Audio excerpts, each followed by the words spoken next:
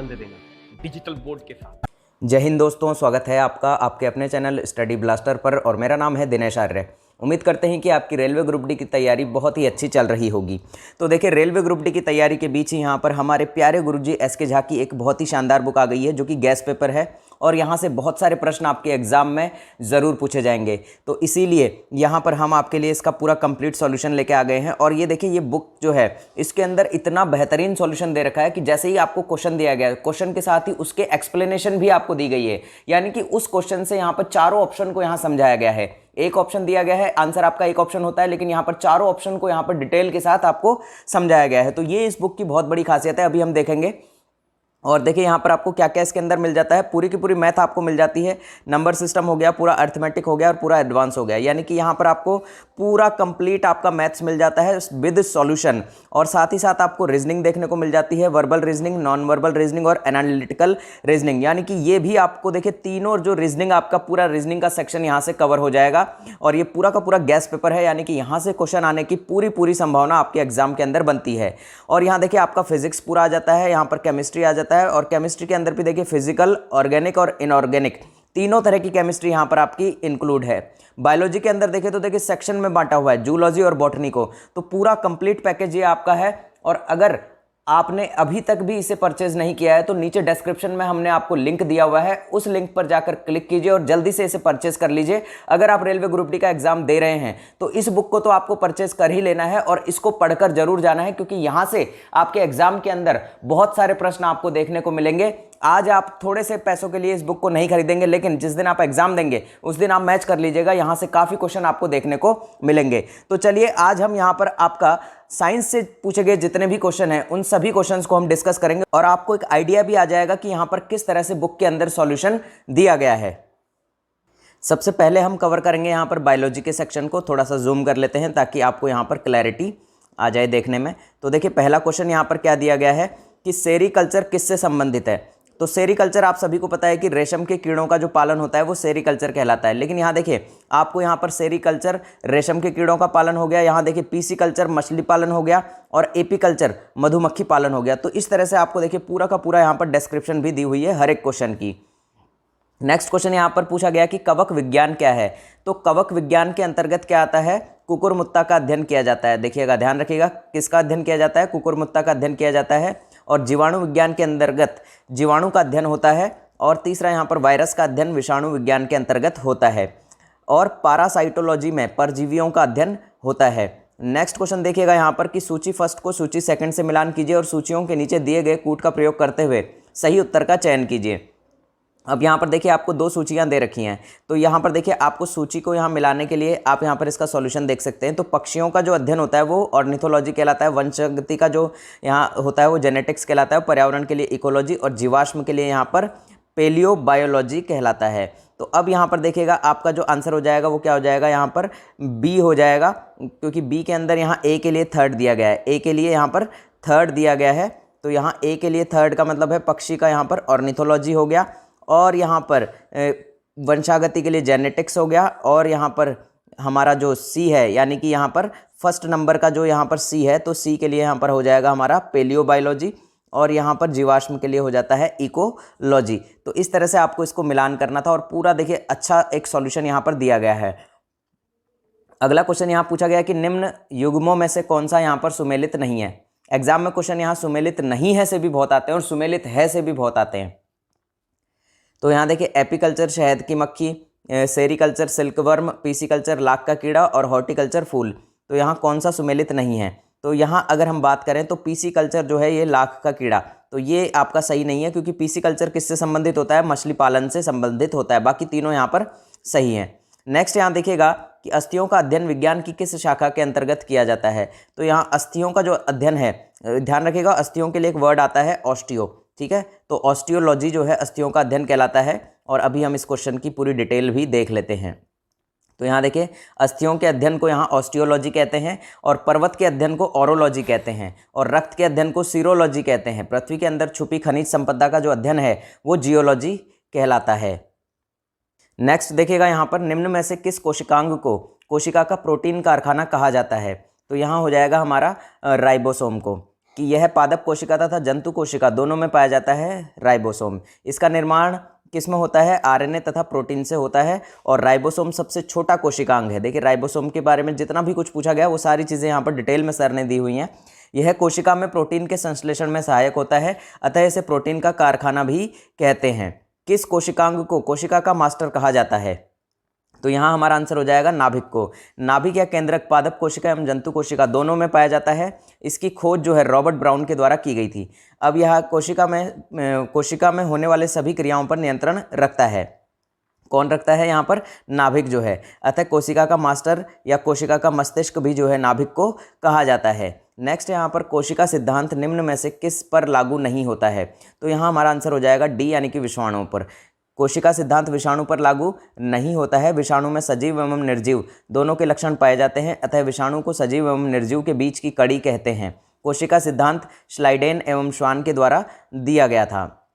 Next यहाँ पर शरीर में लगी चोट की मरम्मत के लिए किस प्रकार के सेल विभाजन का प्रयोग किया जाता है? तो यहाँ पर ए समसूत्रण का। शरीर में लगी चोट की मरम्मत करने के लिए समसूत्रण विभाजन की आवश्यकता होती है और यहाँ समसूत्रण विभाजन जीवों के वृद्धि एवं विकास के लिए आवश्यक होता है। नेक्स्ट देखिएगा, इस विभाजन में जितना गुणसूत्र मात्र कोशिका में होता है और इस विभाजन के पश्चात उतना ही गुणसूत्र पुत्री कोशिका में भी होता है। नेक्स्ट क्वेश्चन देखिएगा, जैव कोशिका का कौन सा भाग पावर हाउस कहलाता है? तो यहाँ ध्यान रखिएगा माइटोकॉन्ड्रिया जो है जैव कोशिका का पावर हाउस कहलाता है। अब देखिएगा इसकी पूरी की पूरी डिटेल। जैव कोशिका का पावर हाउस जो है ऊर्जा ग्रह जिसे कहते हैं वो माइटोकॉन्ड्रिया को कहा जाता है। किसे कहा जाता है? माइटोकॉन्ड्रिया को कहा जाता है। इसमें कोशिकीय श्वसन की क्रिया होती है जिसके फलस्वरूप ऊर्जा निकाली जाती है और माइटोकॉन्ड्रिया एडीपी को एटीपी में परिवर्तित करता है। नेक्स्ट है, किस अवस्था में डीएनए का संश्लेषण होता है? तो यहाँ पर आंसर हो जाएगा सी यानी कि एस फेज के अंदर। डीएनए का संश्लेषण एस फेज में होता है जिसके फलस्वरूप यह मात्रा में 2 गुना हो जाता है। G2 फेज में डीएनए संश्लेषण रुक जाता है किंतु आरएनए एवं प्रोटीन का संश्लेषण यहाँ पर होता है। नेक्स्ट देखिएगा, समसूत्री विभाजन के फलस्वरूप मात्र कोशिका से कितनी पुत्री कोशिका का निर्माण होता है? तो यहाँ हो जाएगा 2 पुत्री कोशिकाओं का निर्माण होता है। समसूत्री विभाजन में एक मात्र कोशिका से 2 पुत्री कोशिका का निर्माण होता है। यह विभाजन कायिक कोशिका में होता है। समसूत्री विभाजन में जितना गुणसूत्र मात्र कोशिका में होता है विभाजन के पश्चात उतना ही गुणसूत्र पुत्री कोशिका में भी होता है। समसूत्री विभाजन की खोज जो थी वो वाल्टर फ्लेमिंग ने की थी। कई बार पूछ लिया जाता है ये क्वेश्चन भी, ध्यान रखिएगा। इसीलिए पूरा का पूरा गैस पेपर है जो कि आपके एग्जाम में यहाँ से काफ़ी क्वेश्चन फंसते हुए नजर आएंगे आपको, इसीलिए हल्के में मत लीजिएगा, पूरा वीडियो जरूर देखिएगा। एक एक क्वेश्चन यहाँ पर आपके एग्जाम पॉइंट ऑफ व्यू से बहुत इंपॉर्टेंट है। अगर रेलवे ग्रुप डी को आपको निकालना है तो इस बुक को तो आपको पढ़कर ही जाना पड़ेगा। अर्धसूत्री विभाजन क्या होता है? तो यहाँ देखिए अर्धसूत्री विभाजन जो है जनन कोशिका में होता है, ध्यान रखिएगा। तो यहाँ राइट ऑप्शन हो जाएगा, जनन कोशिकाओं में जो है अर्धसूत्री विभाजन होता है और इस विभाजन के फलस्वरूप शुक्राणु एवं अंडाणु का निर्माण होता है। नेक्स्ट क्वेश्चन देखिएगा, यहाँ पर समसूत्री विभाजन में पुत्री कोशिका में गुणसूत्रों की संख्या मात्र कोशिका में उपस्थित गुणसूत्रों की संख्या की कितनी होती है? तो ये उसके बराबर की होती है। समसूत्री विभाजन में जितना गुणसूत्र मात्र कोशिका में होता है उतना ही गुणसूत्र विभाजन के पश्चात पुत्री कोशिका में भी होता है। नेक्स्ट है यहाँ पर बाइल का स्रोत क्या होता है? तो यहाँ देखिए बाइल जूस आप जैसे किसे कहते हैं जिसे कि पित्त रस भी कहा जाता है, ठीक है। तो यहाँ वो कहाँ उसका स्रोत क्या है? तो उसका स्रोत जिगर है यानी कि लीवर है।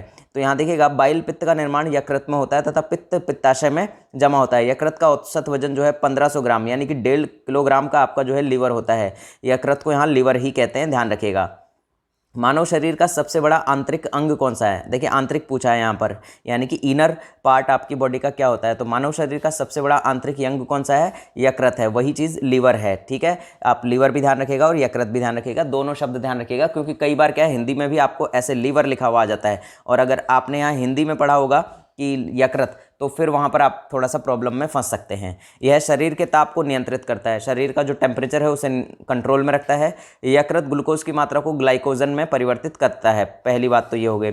और यकृत जो है हेपेरिन नामक पदार्थ का निर्माण करता है जो शरीर के अंदर रक्त को जमने नहीं देता। तो हेपेरिन ध्यान रखिएगा, यहाँ देखिए इससे भी क्वेश्चन बनेगा कि रक्त को जमने से कौन बचाता है? तो हेपेरिन नामक पदार्थ जो है रक्त को जमने नहीं देता है। नेक्स्ट क्वेश्चन है, दांत का एनामेल किससे बना हुआ होता है? तो यहाँ देखिए कैल्शियम फॉस्फेट से बना होता है। तो दांत का एनामेल जो है कैल्शियम फॉस्फेट का बना होता है। दांत के एनामेल में कैल्शियम फॉस्फेट जो है वो 85% होता है और कैल्शियम कार्बोनेट जो है वो 10% होता है। कैल्शियम फ्लोराइड जो है और अन्य तत्व भी इसमें पाए जाते हैं, तो ध्यान रखिएगा। भोजन से प्राप्त ऊर्जा को कैसे मापा जाता है? तो भोजन से प्राप्त जो ऊर्जा है इसे कैलोरी में मापा जाता है। किस में मापा जाता है? कैलोरी में। भोजन में प्राप्त ऊर्जा को कैलोरी में मापा जाता है और तापमान को केल्विन में मापा जाता है। विद्युत धारा को एम्पियर में मापा जाता है। निम्न में से किस में होमोडोंट दांत पाए जाते हैं? तो ध्यान रखिएगा, ये मछली के अंदर जो है होमोडोंट दांत पाए जाते हैं। किस में? मछली में होमोडोंट दांत होते हैं। और वैसा जीव जिनके जबड़ों पर निकलने वाले सभी दांत एक ही प्रकार के होते हैं वो होमोडोंट कहा जाता है। जैसे आपका स्नेक हो गया और यहाँ छिपकली हो गई, कछुआ हो गया, मछली हो गया, और इनमें क्या होते हैं, किस तरह के दांत होते हैं? होमोडोंट दांत इनके अंदर पाए जाते हैं। और देखिए हमारे अंदर यानी कि मनुष्यों के अंदर कैसे दांत होते हैं? तो हेट्रोडोंट दांत होते हैं। जैसे कि मानव हो गया, तेंदुआ हो गया और घोड़ा हो गया, इनमें हेट्रोडोंट दांत होते हैं। वैसा जीव जिनके जबड़ों पर भिन्न प्रकार के दांत होते हैं हेट्रोडोंट कहलाता है। तो हमारे जबड़ों पर भी कैसे अलग अलग तरह के दांत होते हैं। अब इसके अंदर भी कौन कौन आ गया? जैसे मनुष्य हो गया, हाथी हो गया, कुत्ता हो गया, बिल्ली हो गया, डॉल्फिन हो गया और बाकी और भी कई जानवर हैं। अगला है यहाँ पर कि मानव शरीर में पाचन का अधिकांश भाग किस अंग में संपन्न होता है? तो ध्यान रखिएगा, छोटी आंत के अंदर ज़्यादातर पार्ट जो है संपन्न होता है। मानव शरीर में पाचन का अधिकांश भाग जो है छोटी आंत में संपन्न होता है। छोटी आंत से निम्न एंजाइम जो है स्रावित होते हैं। इरेप्सिन प्रोटीन एवं पेप्टोन में एमिनो अम्ल में परिवर्तित करता है और सुक्रोज को ग्लूकोज एवं फ्रक्टोज में परिवर्तित करता है। माल्टोज को ग्लूकोज में परिवर्तित करता है। अब देखिए लैक्टोज को ग्लूकोज एवं गैलेक्टोज में परिवर्तित करता है। अब यहाँ देखिए नेक्स्ट क्वेश्चन कि दुग्ध प्रोटीन को पचाने वाला एंजाइम कौन सा है? तो ये जो दुग्ध प्रोटीन को यानी कि दूध के प्रोटीन को पचाता है वो रेनिन होता है। ध्यान रखिएगा, कौन सा एंजाइम होता है? रेनिन। और रेनिन कहाँ से निकलता है ये भी ध्यान रखिएगा, आमाशय से निकलता है। उम्र बढ़ने के साथ साथ रेनिन एंजाइम की कमी हो जाती है। जैसा कि आपने सुना होगा कि जब लोगों की उम्र बहुत ज़्यादा बढ़ जाती है तो उनकी पाचन शक्ति जो है वो धीरे धीरे क्या हो जाती है? कम हो जाती है। तो इसीलिए उम्र बढ़ने के साथ साथ जो रेनिन एंजाइम है उसकी यहाँ पर डिक्रीजन, उसका फॉल चालू होता रहता है। दूध का रंग उजला कैसीन प्रोटीन तथा पीला कैरोटीन प्रोटीन के कारण होता है। यानी कि उजला यानी कि सफ़ेद जो रंग होता है वो तो कैसीन के कारण होता है, पीला जो है वो कैरोटीन के कारण होता है। नेक्स्ट है जीवाणुओं में श्वसन स्थल कौन सा है? तो यहाँ जीवाणुओं में जो श्वसन स्थल है वो है मीसोसोम। जीवाणुओं में श्वसन का कार्य मीसोसोम से होता है। मीसोसोम का निर्माण कोशिका झिल्ली के मुड़ने से होता है। जीवाणु एक कोशिकीय जीव होते हैं। जीवाणु में सर्कुलर डीएनए पाया जाता है। नेक्स्ट है यहाँ पर ऊर्जा का उपयोग करते हुए पाइरुविक का विघटन कहाँ पर होता है? तो ये माइटोकॉन्ड्रिया में होता है। ऊर्जा का उपयोग करते हुए पाइरुविक अम्ल का जो विघटन है वो माइटोकॉन्ड्रिया में होता है। माइटोकॉन्ड्रिया में जो श्वसन की क्रिया होती है उसे क्रेब्स साइकिल कहते हैं। क्या कहते हैं? क्रेब्स साइकिल कहते हैं। माइटोकॉन्ड्रिया में 36 एटीपी का निर्माण होता है। नेक्स्ट है यहाँ पर ऑक्सी श्वसन के दौरान एक अणु ग्लूकोज से 38 एटीपी का निर्माण होता है। मानव श्वसन में क्या छोड़ा जाता है? काफ़ी आसान क्वेश्चन है लेकिन ध्यान रखिएगा, कार्बन डाइऑक्साइड जो है छोड़ी जाती है और इसे कई बार CO2 भी कहा जाता है। तो मानव श्वसन में CO2 छोड़ी जाती है। श्वसन की क्रिया में O2 लिया जाता है। पौधे प्रकाश संश्लेषण की क्रिया के दौरान O2 उत्पन्न करते हैं। O2 उत्पन्न करते हैं यानी कि ऑक्सीजन उत्पन्न करते हैं और कार्बन मोनोऑक्साइड से वायु प्रदूषण होता है, ये ध्यान रखिएगा। नेक्स्ट क्वेश्चन है हमारे शरीर में ऊर्जा प्रदान करने के लिए निम्न में से कौन सा O2 से जुड़ता है? तो यहाँ ध्यान रखिएगा ग्लूकोज जो है वो O2 से जुड़ता है। अब यहाँ देखिए हमारे शरीर में ऊर्जा प्रदान करने के लिए ऑक्सीजन जो है ग्लूकोज से प्रतिक्रिया करता है और ये क्या है इसका, देखिए इसका जो रासायनिक सूत्र है वो भी ध्यान रखिएगा क्योंकि ये काफ़ी एग्जाम्स में पूछा गया है। तो C6H12O6 प्लस 6O2 तो क्या बनाता है? 6CO2 प्लस 6H2O प्लस ऊर्जा इससे बनती है। श्वसन के दौरान ग्लूकोज से ही ऊर्जा प्राप्त होती है, इसीलिए शरीर के लिए ऊर्जा का एकमात्र स्रोत जो है वो ग्लूकोज है। ग्लाइकोजन एक प्रकार का क्या है? कार्बोहाइड्रेट है। बंद खानों यानी कि माइंस में दुर्घटना का क्या कारण है? तो CO है। यानी कि बंद खानों में CO के कारण दुर्घटना होती है। CH4 को कीचड़ यानी कि मार्श गैस भी कहते हैं। अम्ल वर्षा के लिए SO2 जिम्मेदार होता है। CO2 से वायु प्रदूषण यहाँ पर होता है, ये भी आपको ध्यान रखना है। नेक्स्ट देखिएगा क्वेश्चन कि एक स्वस्थ व्यक्ति का रक्तदाब कितना होता है? ये क्वेश्चन काफ़ी इंपॉर्टेंट है। देखिए आप इस क्वेश्चन में फंस सकते हैं क्योंकि ये क्वेश्चन आपको देखिए यहाँ ऑप्शन 120/80 दिया हुआ है। कई बार ये ऑप्शन ऐसा भी देता है, देखिए 80/120। तो 120-80 तो हमें सबको ध्यान रखता है कि 80 से 120 के बीच होता है। तो हम क्या है उस कंडीशन में राइट ऑप्शन 80 से 120 मार देते हैं जो कि गलत हो जाता है। तो ध्यान रखिएगा राइट ऑप्शन 80 से 120 नहीं 120/80 होता है। ठीक है, आपको दो ऑप्शन दिए होंगे कि 80/120 या फिर 120/80। तो कौन सा ऑप्शन सही होगा? 120/80 वाला सही होगा, 80/120 वाला सही नहीं होगा। तो यहाँ पर हमारा ये ऑप्शन सही हो जाएगा कि एक स्वस्थ व्यक्ति का रक्तदाब जो है 120/80 mmHg होता है। जब हृदय सिकुड़ता है वैसी स्थिति में जो दाब होता है उसे सिस्टोलिक दाब कहते हैं। इसका मान जो है 120 mmHg होता है। अब देखिए जब हृदय फैलता है वैसी स्थिति में जो दाब होता है उसे डायस्टोलिक दाब कहते हैं। इसका मान जो है 80 mmHg होता है। रक्तदाब मापने वाले यंत्र को स्फिग्नोमैनोमीटर कहते हैं। ठीक है, ये भी ध्यान रखिएगा क्योंकि इसका नाम भी आ जाता है, कई बार पूछ लिया जाता है। निम्न में से कौन सा प्रोटीन रक्त के स्कंदन में निहित है? तो यहाँ पर फाइब्रिनोजेन है। ठीक है, फाइब्रिनोजेन और प्रोथ्रोम्बिन जो है प्लाज्मा प्रोटीन है जो रक्त स्कंदन यानी कि जो रक्त का थक्का जमता है ना, उसमें ये दोनों काम आते हैं, फाइब्रिनोजेन और प्रोथ्रोम्बिन। और रक्त प्लाज्मा में ग्लोबुलिन प्रोटीन भी पाया जाता है जो एंटीबॉडी प्रतिरक्षी के निर्माण में यहाँ पर सहायक होता है। रक्त प्लाज्मा में अल्बुमिन प्रोटीन पाया जाता है जो रक्त को गाढ़ा बनाता है।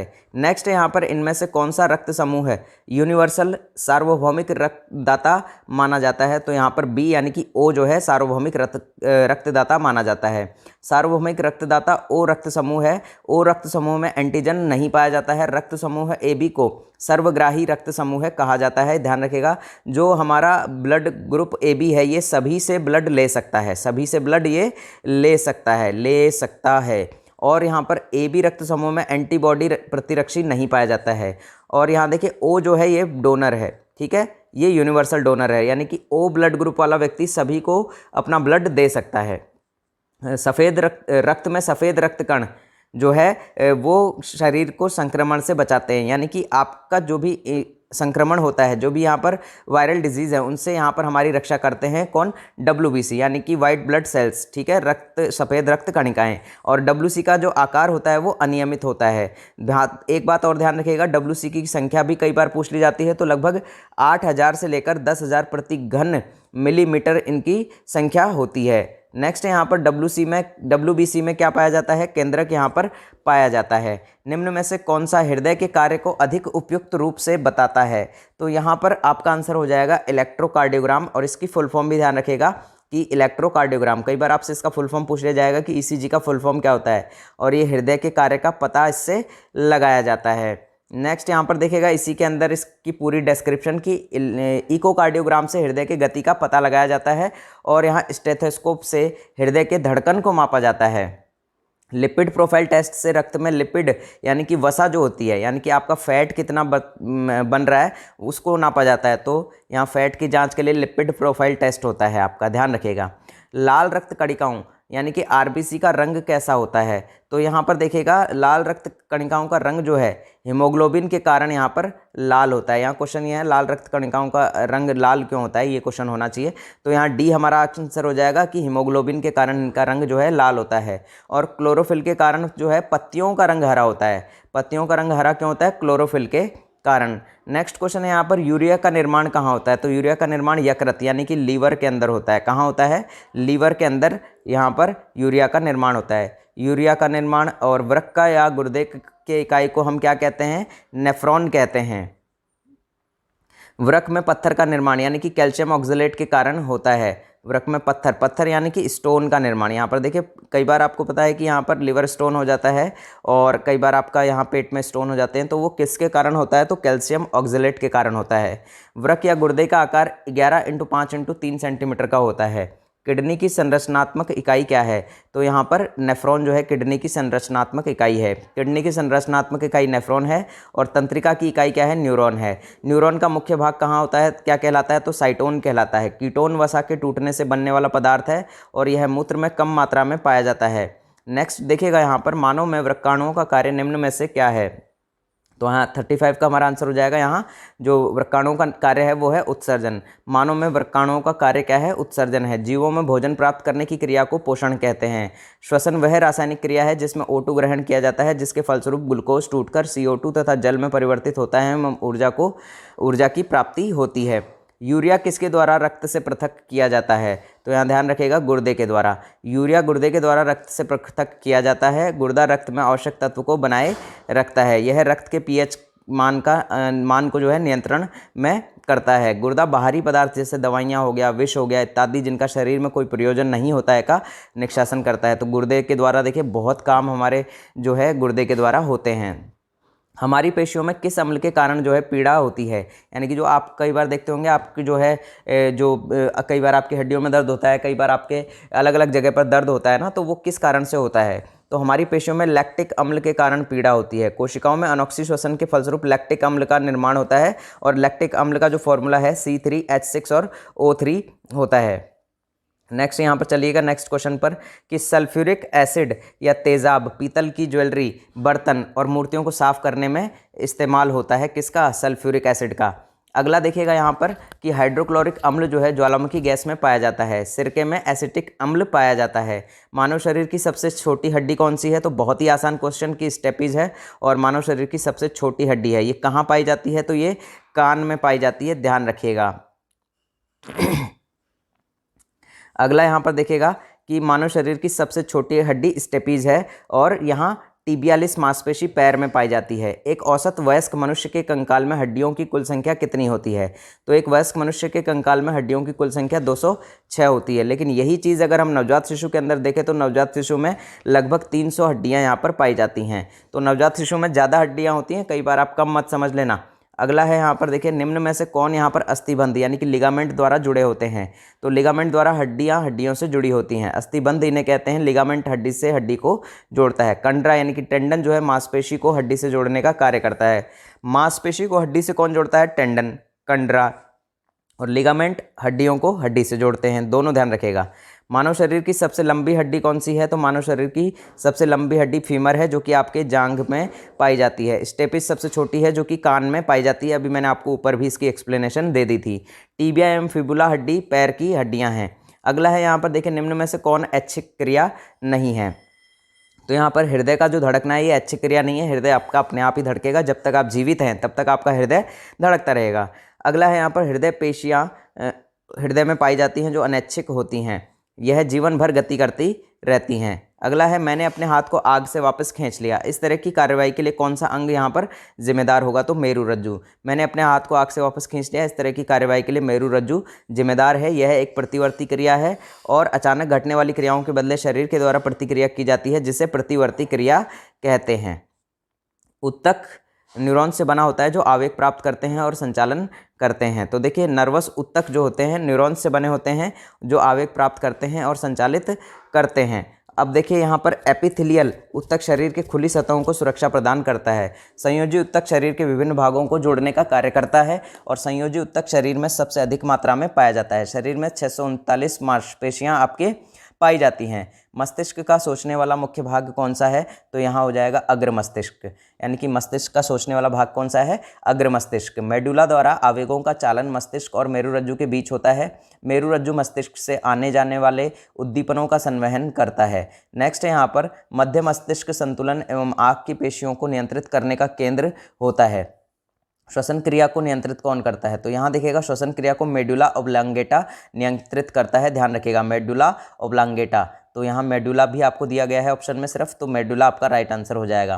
पुरुष में प्राथमिक यौन अंग कौन सा होता है, देखिए इस पर बहुत ज़्यादा यहाँ पर डिबेट चलता है और बहुत ज़्यादा यहाँ पर आपको कन्फ्यूजन भी रहता है। तो ध्यान रखिएगा, पुरुषों में जो प्राथमिक यौन अंग होता है वो यहाँ पर वृषण होते हैं, यानी कि जो टेस्टिस हैं वो यहाँ पर प्राथमिक यौन अंग होता है। अब देखिए, स्पर्म का निर्माण तथा मेल सेक्स हार्मोन का निर्माण वृषण में ही होता है और टेस्टिस के बाहर एक पतली जैसी होती है जिसे वृषण कोश कहते हैं। यहाँ पर अगला देखिएगा कि वृषण क्षेत्र की मदद से वृषण का तापमान जो है नियंत्रित किया जाता है। अगला है यहाँ पर मानव प्रजनन प्रणाली का कौन सा हिस्सा माँ के रक्त से भ्रूण को पोषण प्राप्त करने में यहाँ पर मदद करता है, तो यहाँ पर गर्भनाल माँ के रक्त से भ्रूण को पोषण प्राप्त करने में मदद करती है और गर्भनाल माता और भ्रूण के शरीर में संबंध स्थापित करने वाला है और गर्भनाल को अपरा भी कहते हैं। तो दोनों नाम ध्यान रखिएगा, अपरा और गर्भनाल।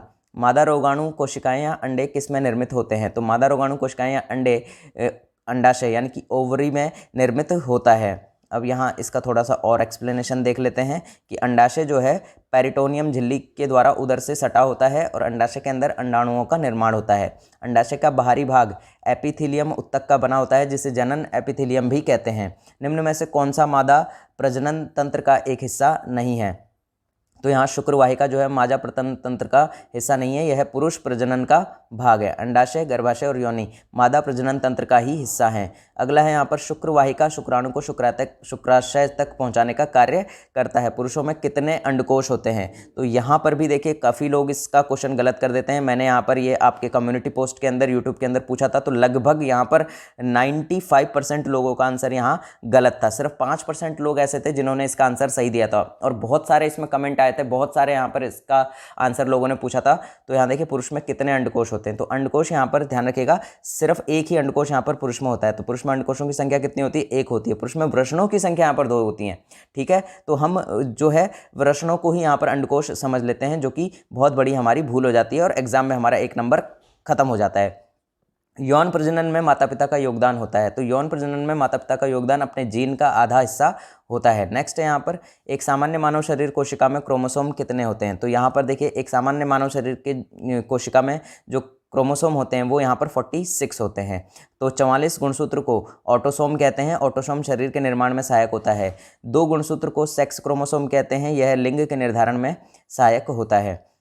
निम्न में से कौन सा एक आनुवंशिक विकार है? तो आनुवंशिक विकार यहाँ पर थैलेसीमिया जो है ये आनुवंशिक विकार है, ये आनुवंशिक रोग है। और यहाँ देखिए वर्णांधता हो गया, हेमोफीलिया हो गया, सिकल सेल हो गया, एनीमिया भी यहाँ पर आनुवंशिक रोग की ही श्रेणी में आता है। अब यहाँ पर देखिए अगला है विटामिन B9 फोलिक एसिड की कमी से एनीमिया रोग यहाँ पर होता है। नेक्स्ट है यहाँ पर कि विटामिन A की कमी से कौन सा रोग हो जाता है? तो रतौंधी रोग यहाँ पर होता है। मेंडल के नियम तभी लागू होते हैं जब यहाँ पर माता पिता शुद्ध प्रजनक होते हैं, तभी मेंडल का गुण लागू होता है। जीवों में एक ही गुण के अनेक प्रकार के स्वरूप दिखाई देते हैं, जिन्हें आपस में एलीलस कहते हैं। मेंडल के अनुसार जब विभिन्न प्रकार के एलीलस एक साथ होते हैं तब उनमें कोई एलीलस का गुण उभरता है तथा कोई एलीलस का गुण दब जाता है। जिससे एलीलस का गुण उभरता है उसे प्रभावी गुण कहते हैं तथा जो एलीलस का गुण दब जाता है उसे अप्रभावी गुण कहते हैं। मेंडल ने मटर के पौधे को ही क्यों चुना? मेंडल ने मटर के पौधे को चुना क्योंकि उसमें विषम दिखने वाले गुण थे। मटर के पौधे में क्या थे? विषम दिखने वाले उसके अंदर गुण मौजूद थे। नेक्स्ट क्वेश्चन देखिएगा, यहाँ ओरिजिन ऑफ स्पीशीज नामक पुस्तिका किसके द्वारा लिखी गई है? तो यहाँ पर ये लिखी गई है चार्ल्स डार्विन के द्वारा। किसके द्वारा? चार्ल्स डार्विन के द्वारा। फिलोसॉफिक जूलॉजिकल नामक पुस्तक के लेखक कौन है? यहाँ पर लेमार्क हैं। और सिस्टम नेचुरा पुस्तक के लेखक कैरोलस लिनियस थे। होमोसेपियंस के रूप में वर्गीकृत किए जाने वाले प्रारंभिक होमिनॉइड्स कौन थे? तो यहाँ ध्यान रखिएगा क्रोमैग्नन थे। क्रोमैग्नन जो है होमोसेपियंस के रूप में वर्गीकृत किए जाने वाला प्रारंभिक होमिनॉइड था। क्रोमैग्नन होमोसेपियंस जाति का था जो मछली पकड़ने तथा शिकार करने में निपुण था। नेक्स्ट यहाँ पर देखिएगा निएंडरथल मानव होमो वंश का एक विलुप्त सदस्य है। यह जर्मनी में निएंडर की घाटी में इस आदिमानव की कुछ हड्डियां मिली हैं, इसलिए इसे निएंडरथल मानव का नाम दिया गया है। विकास का सिद्धांत किसके द्वारा प्रस्तावित किया गया था? तो विकास का सिद्धांत चार्ल्स डार्विन के द्वारा प्रस्तावित किया गया था। चार्ल्स डिकेंस अंग्रेजी उपन्यासकार थे। अल्बर्ट आइंस्टीन भौतिकविद थे जो सापेक्षता के सिद्धांत के लिए प्रसिद्ध हैं। और यहाँ देखिएगा नेक्स्ट कि सर आइजैक न्यूटन इंग्लैंड के एक महान वैज्ञानिक थे जिन्होंने गुरुत्वाकर्षण का नियम और गति के सिद्धांत की खोज की। किस वैज्ञानिक ने द थ्योरी ऑफ इवोल्यूशन का प्रतिपादन किया? तो यहाँ चार्ल्स डार्विन जो है इन्होंने the theory of evolution by natural selection का जो सिद्धांत था वो प्रस्तावित किया। अरस्तु को जीव विज्ञान एवं जंतु विज्ञान का पिता कहा जाता है, ध्यान रखिएगा। समरूप अंग कौन से हैं? तो लॉबस्टर की पूंछ और वेल के फाल जो है ये यहाँ पर समरूप अंग है। चमगादड़ के पंख और वेल के फ्लिपर जो है समजात अंग है। मानव के छाल और बैल के पैर भी क्या है? समजात अंग है। पारिस्थितिकी तंत्र यानी कि इकोसिस्टम की संकल्पना को किसने परिभाषित किया था? तो यहाँ पर एजी टेंसली ने यहाँ पर पारिस्थितिकी तंत्र को परिभाषित किया। तो यहाँ हमारा राइट आंसर क्या हो जाएगा? आर्थरे टासले। और यहाँ देखिएगा कि इकोसिस्टम के अध्ययन को इकोलॉजी कहते हैं। और चार्ल्स एल्टन ने इकोसिस्टम में अलग अलग श्रेणियों द्वारा भोजन के तरीकों को दर्शाने के लिए कंसेप्ट विकसित किया जिससे खाइए और खाने दीजिए कहा जाता है। इकोसिस्टम में ऊर्जा के प्रवाह से संबंधित नियम लिंडमैन ने दिया जिसे ऊर्जा का 10% का नियम कहते हैं। पौधों के विभिन्न अंग वनस्पतियां और जैविक अपशिष्ट कहलाते हैं, तो ये कहलाते हैं बायोमास। तो बायोमास जैव भार ऊर्जा का स्रोत है। बायोमास को सीधे जलाकर इस्तेमाल किया जाता है। इनको विभिन्न प्रकार के जैव ईंधन में परिवर्तित करने के बाद इस्तेमाल किया जाता है जैसे कि धान की भूसी, गन्ने का खोई। क्योटो प्रोटोकॉल जो था वो किस वर्ष में प्रभावी हुआ था? तो ध्यान रखिएगा ये 2005 में प्रभावी हुआ था। अगला क्वेश्चन है, इनमें से कौन सिंगापुर में आयोजित वार्षिक राष्ट्रव्यापी पर्यावरण के प्रति जागरूकता तथा प्रत्यक्ष कार्यवाही को प्रोत्साहित करने वाला अभियान है? तो यहाँ 65 का हमारा आंसर हो जाएगा। यहाँ इको एक्शन दिवस सिंगापुर में आयोजित वार्षिक राष्ट्रव्यापी पर्यावरण के प्रति जागरूकता तथा प्रत्यक्ष कार्यवाही को प्रोत्साहित करने वाला अभियान है। नेक्स्ट यहाँ पर किस केंद्र मंत्रालय ने 2018 में ग्रीन गुड डीड्स अभियान शुरू किया था? तो ये किया था पर्यावरण, वन और जलवायु परिवर्तन मंत्रालय ने। ठीक है, तो नेक्स्ट क्वेश्चन देखिएगा, इसमें पादपों के किस समूह के अंतर्गत सबसे साधारण केंद्रिक संरचना वाले पादप आते हैं? तो ये थैलोफाइटा के अंदर आते हैं। तो देखिए, थैलोफाइटा पादप समूह में केंद्रिक संरचना वाले पौधे आते हैं और बायोफाइटा को पादप समूह का उभयचर कहते हैं, और टेरिडोफाइटा को भूमि पर विकसित होने वाला प्रथम पादप समूह भी कहा जाता है। और निम्नोस्पर्म में बीज होता है किंतु फल नहीं होता है। मशरूम क्या है? तो मशरूम एक तरह का कवक है। क्या है? एक तरह का कवक है, और मशरूम में सबसे अधिक प्रोटीन यानी कि 48% जो है इसके अंदर प्रोटीन पाया जाता है। मशरूम ही एक ऐसा कवक है जिसका उपयोग भोजन के रूप में किया जाता है। मशरूम को छोड़कर जितने भी कवक होते हैं वह सभी जहरीले होते हैं, और मशरूम ही एक ऐसा कवक है जो कि यहाँ पर खाने के काम भी आता है। नेक्स्ट यहाँ देखिएगा कि निम्न में से कौन सा पौधा थैलोफाइटा समूह में वर्गीकृत नहीं होता है? तो यहाँ रिक्सिया ब्रायोफाइटा पादप समूह का पौधा है। कारा, बाल्बा, स्पाइरोगारा और थैलोफाइटा समूह के पौधे होते हैं। नेक्स्ट है यहाँ पर टेरिडोफाइटा समूह के पौधों में नहीं पाए जाते हैं। तो क्या नहीं पाया जाता है? तो फूल यहाँ पर इनमें नहीं पाया जाता है। तो टेरिडोफाइटा पादप समूह के पौधों में एक निश्चित पीढ़ी एकांतरण होती है। मैं आपको बता दूं कि NTPC CBT 2 का हमने पूरा का पूरा यहाँ पेपर सॉल्यूशन आपको डाल दिया है कल, तो उसके अंदर आप देख लीजिएगा कि NTPC CBT 2 के अंदर ये क्वेश्चन पूछा गया था। स्टार मार्क करके ले जाइएगा। देखिए, ये क्वेश्चन पूछा गया है NTPC CBT 2 में। अगर आपको यकीन ना हो तो कल का वीडियो आप देख सकते हैं। नेक्स्ट देखिएगा, फर्न टेरिडोफाइटा वर्ग का सबसे विख्यात पौधा है, और टेरिडोफाइटा को विकसित बीज रहित पौधा कहा जाता है। लाइकोपोडियन के बीजाणु दवा के रूप में प्रयोग किए जाते हैं। नेक्स्ट क्वेश्चन देखिएगा, संवहनी उत्तक वाले पहले जमीनी पौधे कौन से थे? तो टेरोफाइटा संवहनी उत्तक वाला जमीनी पौधा है, और इस समूह के पौधों में जाइलम तथा फाइलम का निर्माण होता है। पौधे जड़ के द्वारा जल और खनिज लवण का जो अवशोषण करते हैं उसका संवहन जाइलम द्वारा नीचे से ऊपर की ओर होता है। पौधों में प्रकाश संश्लेषण क्रिया के दौरान जो भोजन का निर्माण होता है उसका संवहन फाइलम द्वारा ऊपर से नीचे की ओर होता है। एंजियोस्पर्म के प्रजनन भाग यहाँ पर क्या होते हैं? पुष्प में स्थित होते हैं। तो यहाँ पर देखिए, एंजियोस्पर्म आवर्तबीजी प्रजनन अंग क्या है? इसका पुष्प है, और फूल के अध्ययन को यहाँ पर एंथोलॉजी कहा जाता है। तना तथा पत्ती के संयुक्त रूप को प्ररोह कहते हैं। तना और पत्ती के संयुक्त रूप को क्या कहते हैं? प्ररोह कहते हैं। फूल प्ररोह का रूपांतरण है जो पौधे का लैंगिक या प्रजनन अंग है।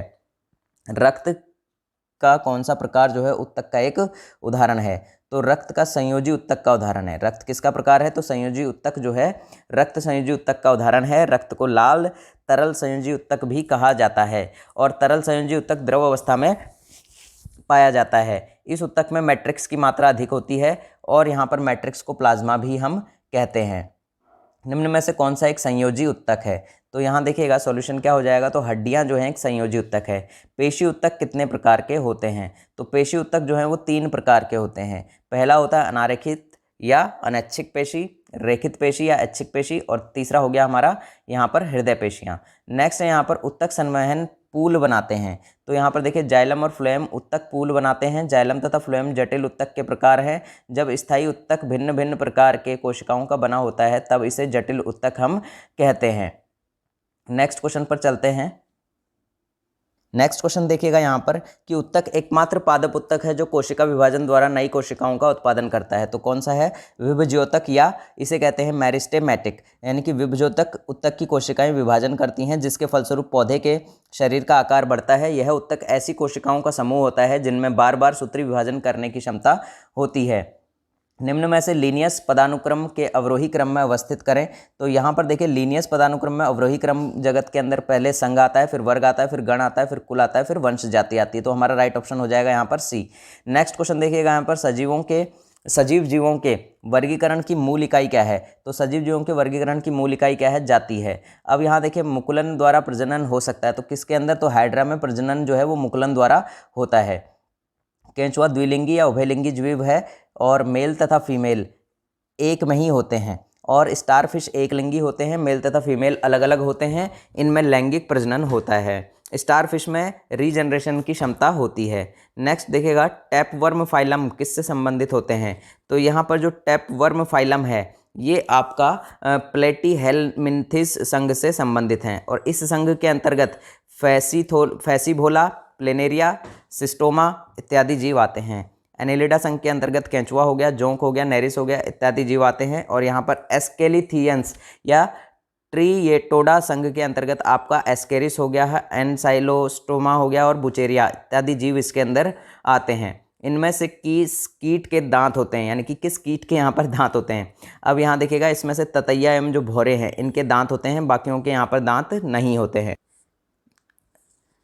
मधुमक्खी तथा तितली में भी यहाँ पर दांत नहीं होते हैं, ध्यान रखिएगा। ये सारे प्रश्न और सारे जो पॉइंट हैं, सारे पॉइंट आपके एग्जाम के लिए बहुत इंपॉर्टेंट हैं।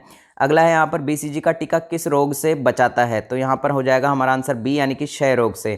तो बीसीजी का टीका जो है वो क्षय रोग में दिया जाता है। बीसीजी बेसिलस कालमेटीजेनरम के टीके का जो खोज है वो डालमेट ग्यूरिन ने किया। चेचक के टीके की खोज के यहाँ पर एडवर्ड जेनर ने की थी। बायोडीजल तैयार किया जाता है। तो बायोडीजल किससे तैयार किया जाता है, तो ध्यान रखिएगा इन तीनों ही चीज़ों से बायोडीजल तैयार किया जाता है। बायोडीजल जट्रोफा यानी कि रतनजोत, करंज तथा सोयाबीन से तैयार किया जाता है। कुछ पौधों के बीज से प्राप्त तेल से C15 के यौगिक पाए जाते हैं, जिसे यहाँ पर एस्टेरिफिकेशन के द्वारा डीजल में परिवर्तित किया जाता है। नेक्स्ट यहाँ विश्व में सबसे अधिक रेशम का उत्पादन किस देश में होता है। तो विश्व में सबसे अधिक रेशम का उत्पादन जो है यहाँ पर चाइना में होता है और चाइना यहाँ बहुत सदियों से यहाँ पर रेशम सिल्क मार्ग जो है बनाया गया था। आपको भी ध्यान होगा कि कनिष्क के काल में आपसे पूछा जाएगा कि रेशम सिल्क मार्ग का निर्माण किसके काल में किया गया था भारत से चाइना के बीच, तो कनिष्क के काल में किया गया था। तो तब से भारत जो चाइना है ये रेशम के उत्पादन में अग्रणी देश रहा है। तो भारत में सबसे अधिक रेशम का उत्पादन जो है कर्नाटक राज्य में होता है, ये भी ध्यान रखिएगा।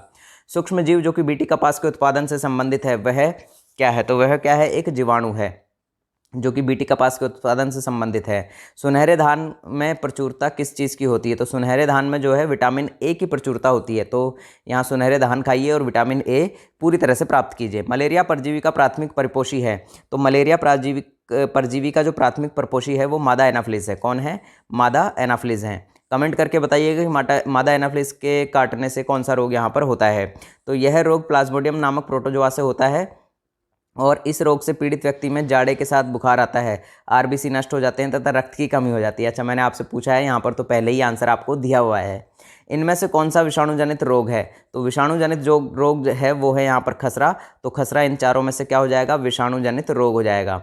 रक्त में यूरिक एसिड की अधिकता किसका लक्षण है। तो देखिए यूरिक एसिड जब बढ़ जाता है ना तो आपको एक बीमारी हो जाती है गठिया। ठीक है, क्या हो जाती है, गठिया रोग हो जाता है आपको। तो रक्त में यूरिक एसिड की अम्ल की अधिकता से गठिया रोग होता है। मनुष्य के शरीर में प्लूरिन नामक पदार्थ के टूटने से यूरिक अम्ल का निर्माण होता है और गठिया में हड्डी के जोड़ में दर्द होता है। एलिसा निम्न में से क्या है। तो यहाँ देखिए जिस केंद्र में पहले एड्स का पता चला था या एड्स का पता लगाने के लिए एक जांच हुई थी, सबसे पहले व्यक्ति जिसका एड्स से मृत्यु हुई या वायरस जो एड्स का कारण बनता है। तो एलिसा टेस्ट जो है वो एड्स का टेस्ट है। ध्यान रखिएगा किसका टेस्ट है, एड्स का पता लगाने के लिए टेस्ट होता है, उसे एलिसा टेस्ट कहते हैं। इसका जो एड्स है इसका फुल फॉर्म भी कई बार आ जाता है, तो एक्वायर्ड इम्यूनो डेफिशिएंसी सिंड्रोम।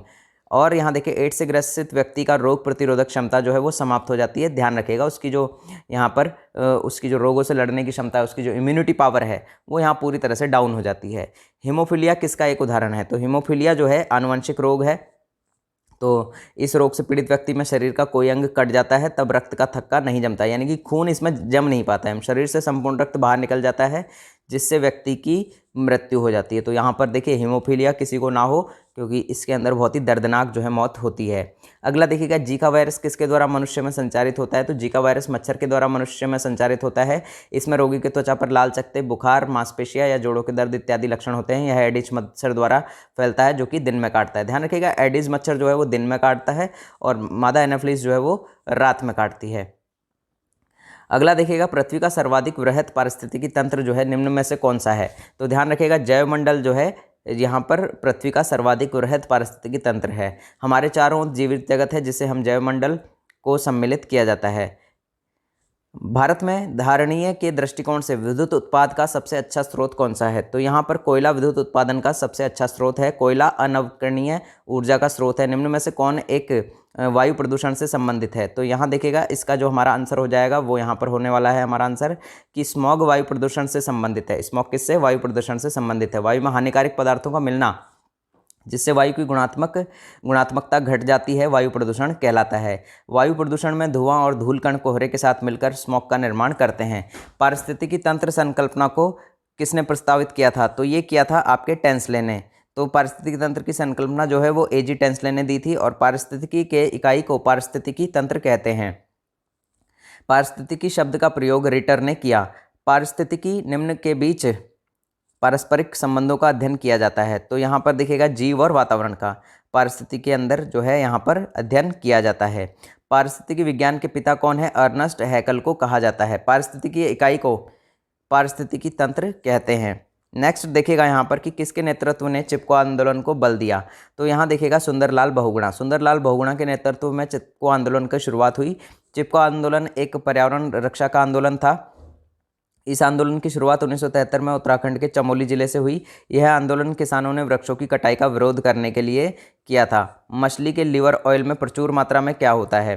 तो मछली के लिवर ऑयल में विटामिन डी जो है प्रचुर मात्रा में पाया जाता है और संपूर्ण मछली में विटामिन ए पाया जाता है। ये ध्यान रखिएगा। कॉड लिवर ऑयल में तो विटामिन डी हो गया और मछली में क्या होता है? विटामिन ए होता है। विटामिन ए की कमी से रतौंधी रोग होता है और विटामिन डी की कमी से रिकेट्स रोग होता है। घाव को भरने में सहायक कौन है? तो देखिए विटामिन सी जो है घाव को भरने में सहायक होता है और इसकी कमी से स्कर्वी नामक रोग जो है वो हो जाता है।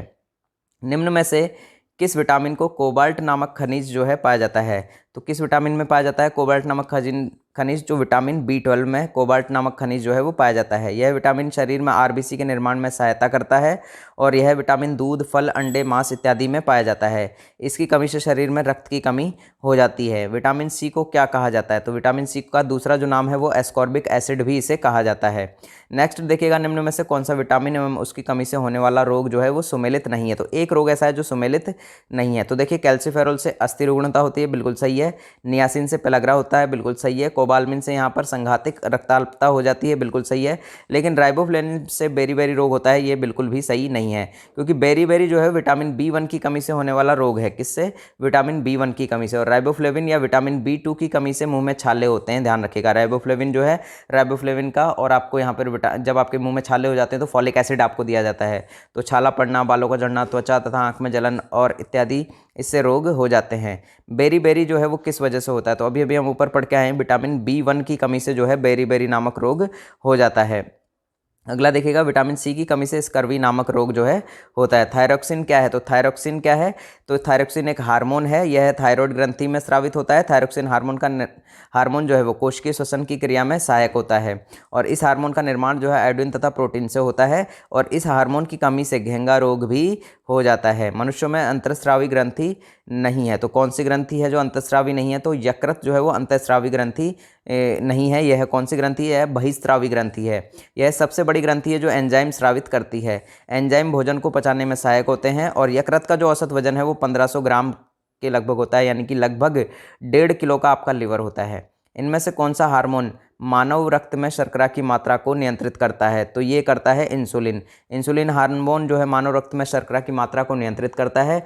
इंसुलिन ग्लूकोज को ग्लाइकोजन के रूप में परिवर्तित करता है। यह अग्नाशय के लैंगर-हैंस दीपिका के बीटा सेल से स्रावित होता है और इंसुलिन की कमी से आपको पता है मधुमेह रोग होता है, यानी कि डायबिटीज़ होती है।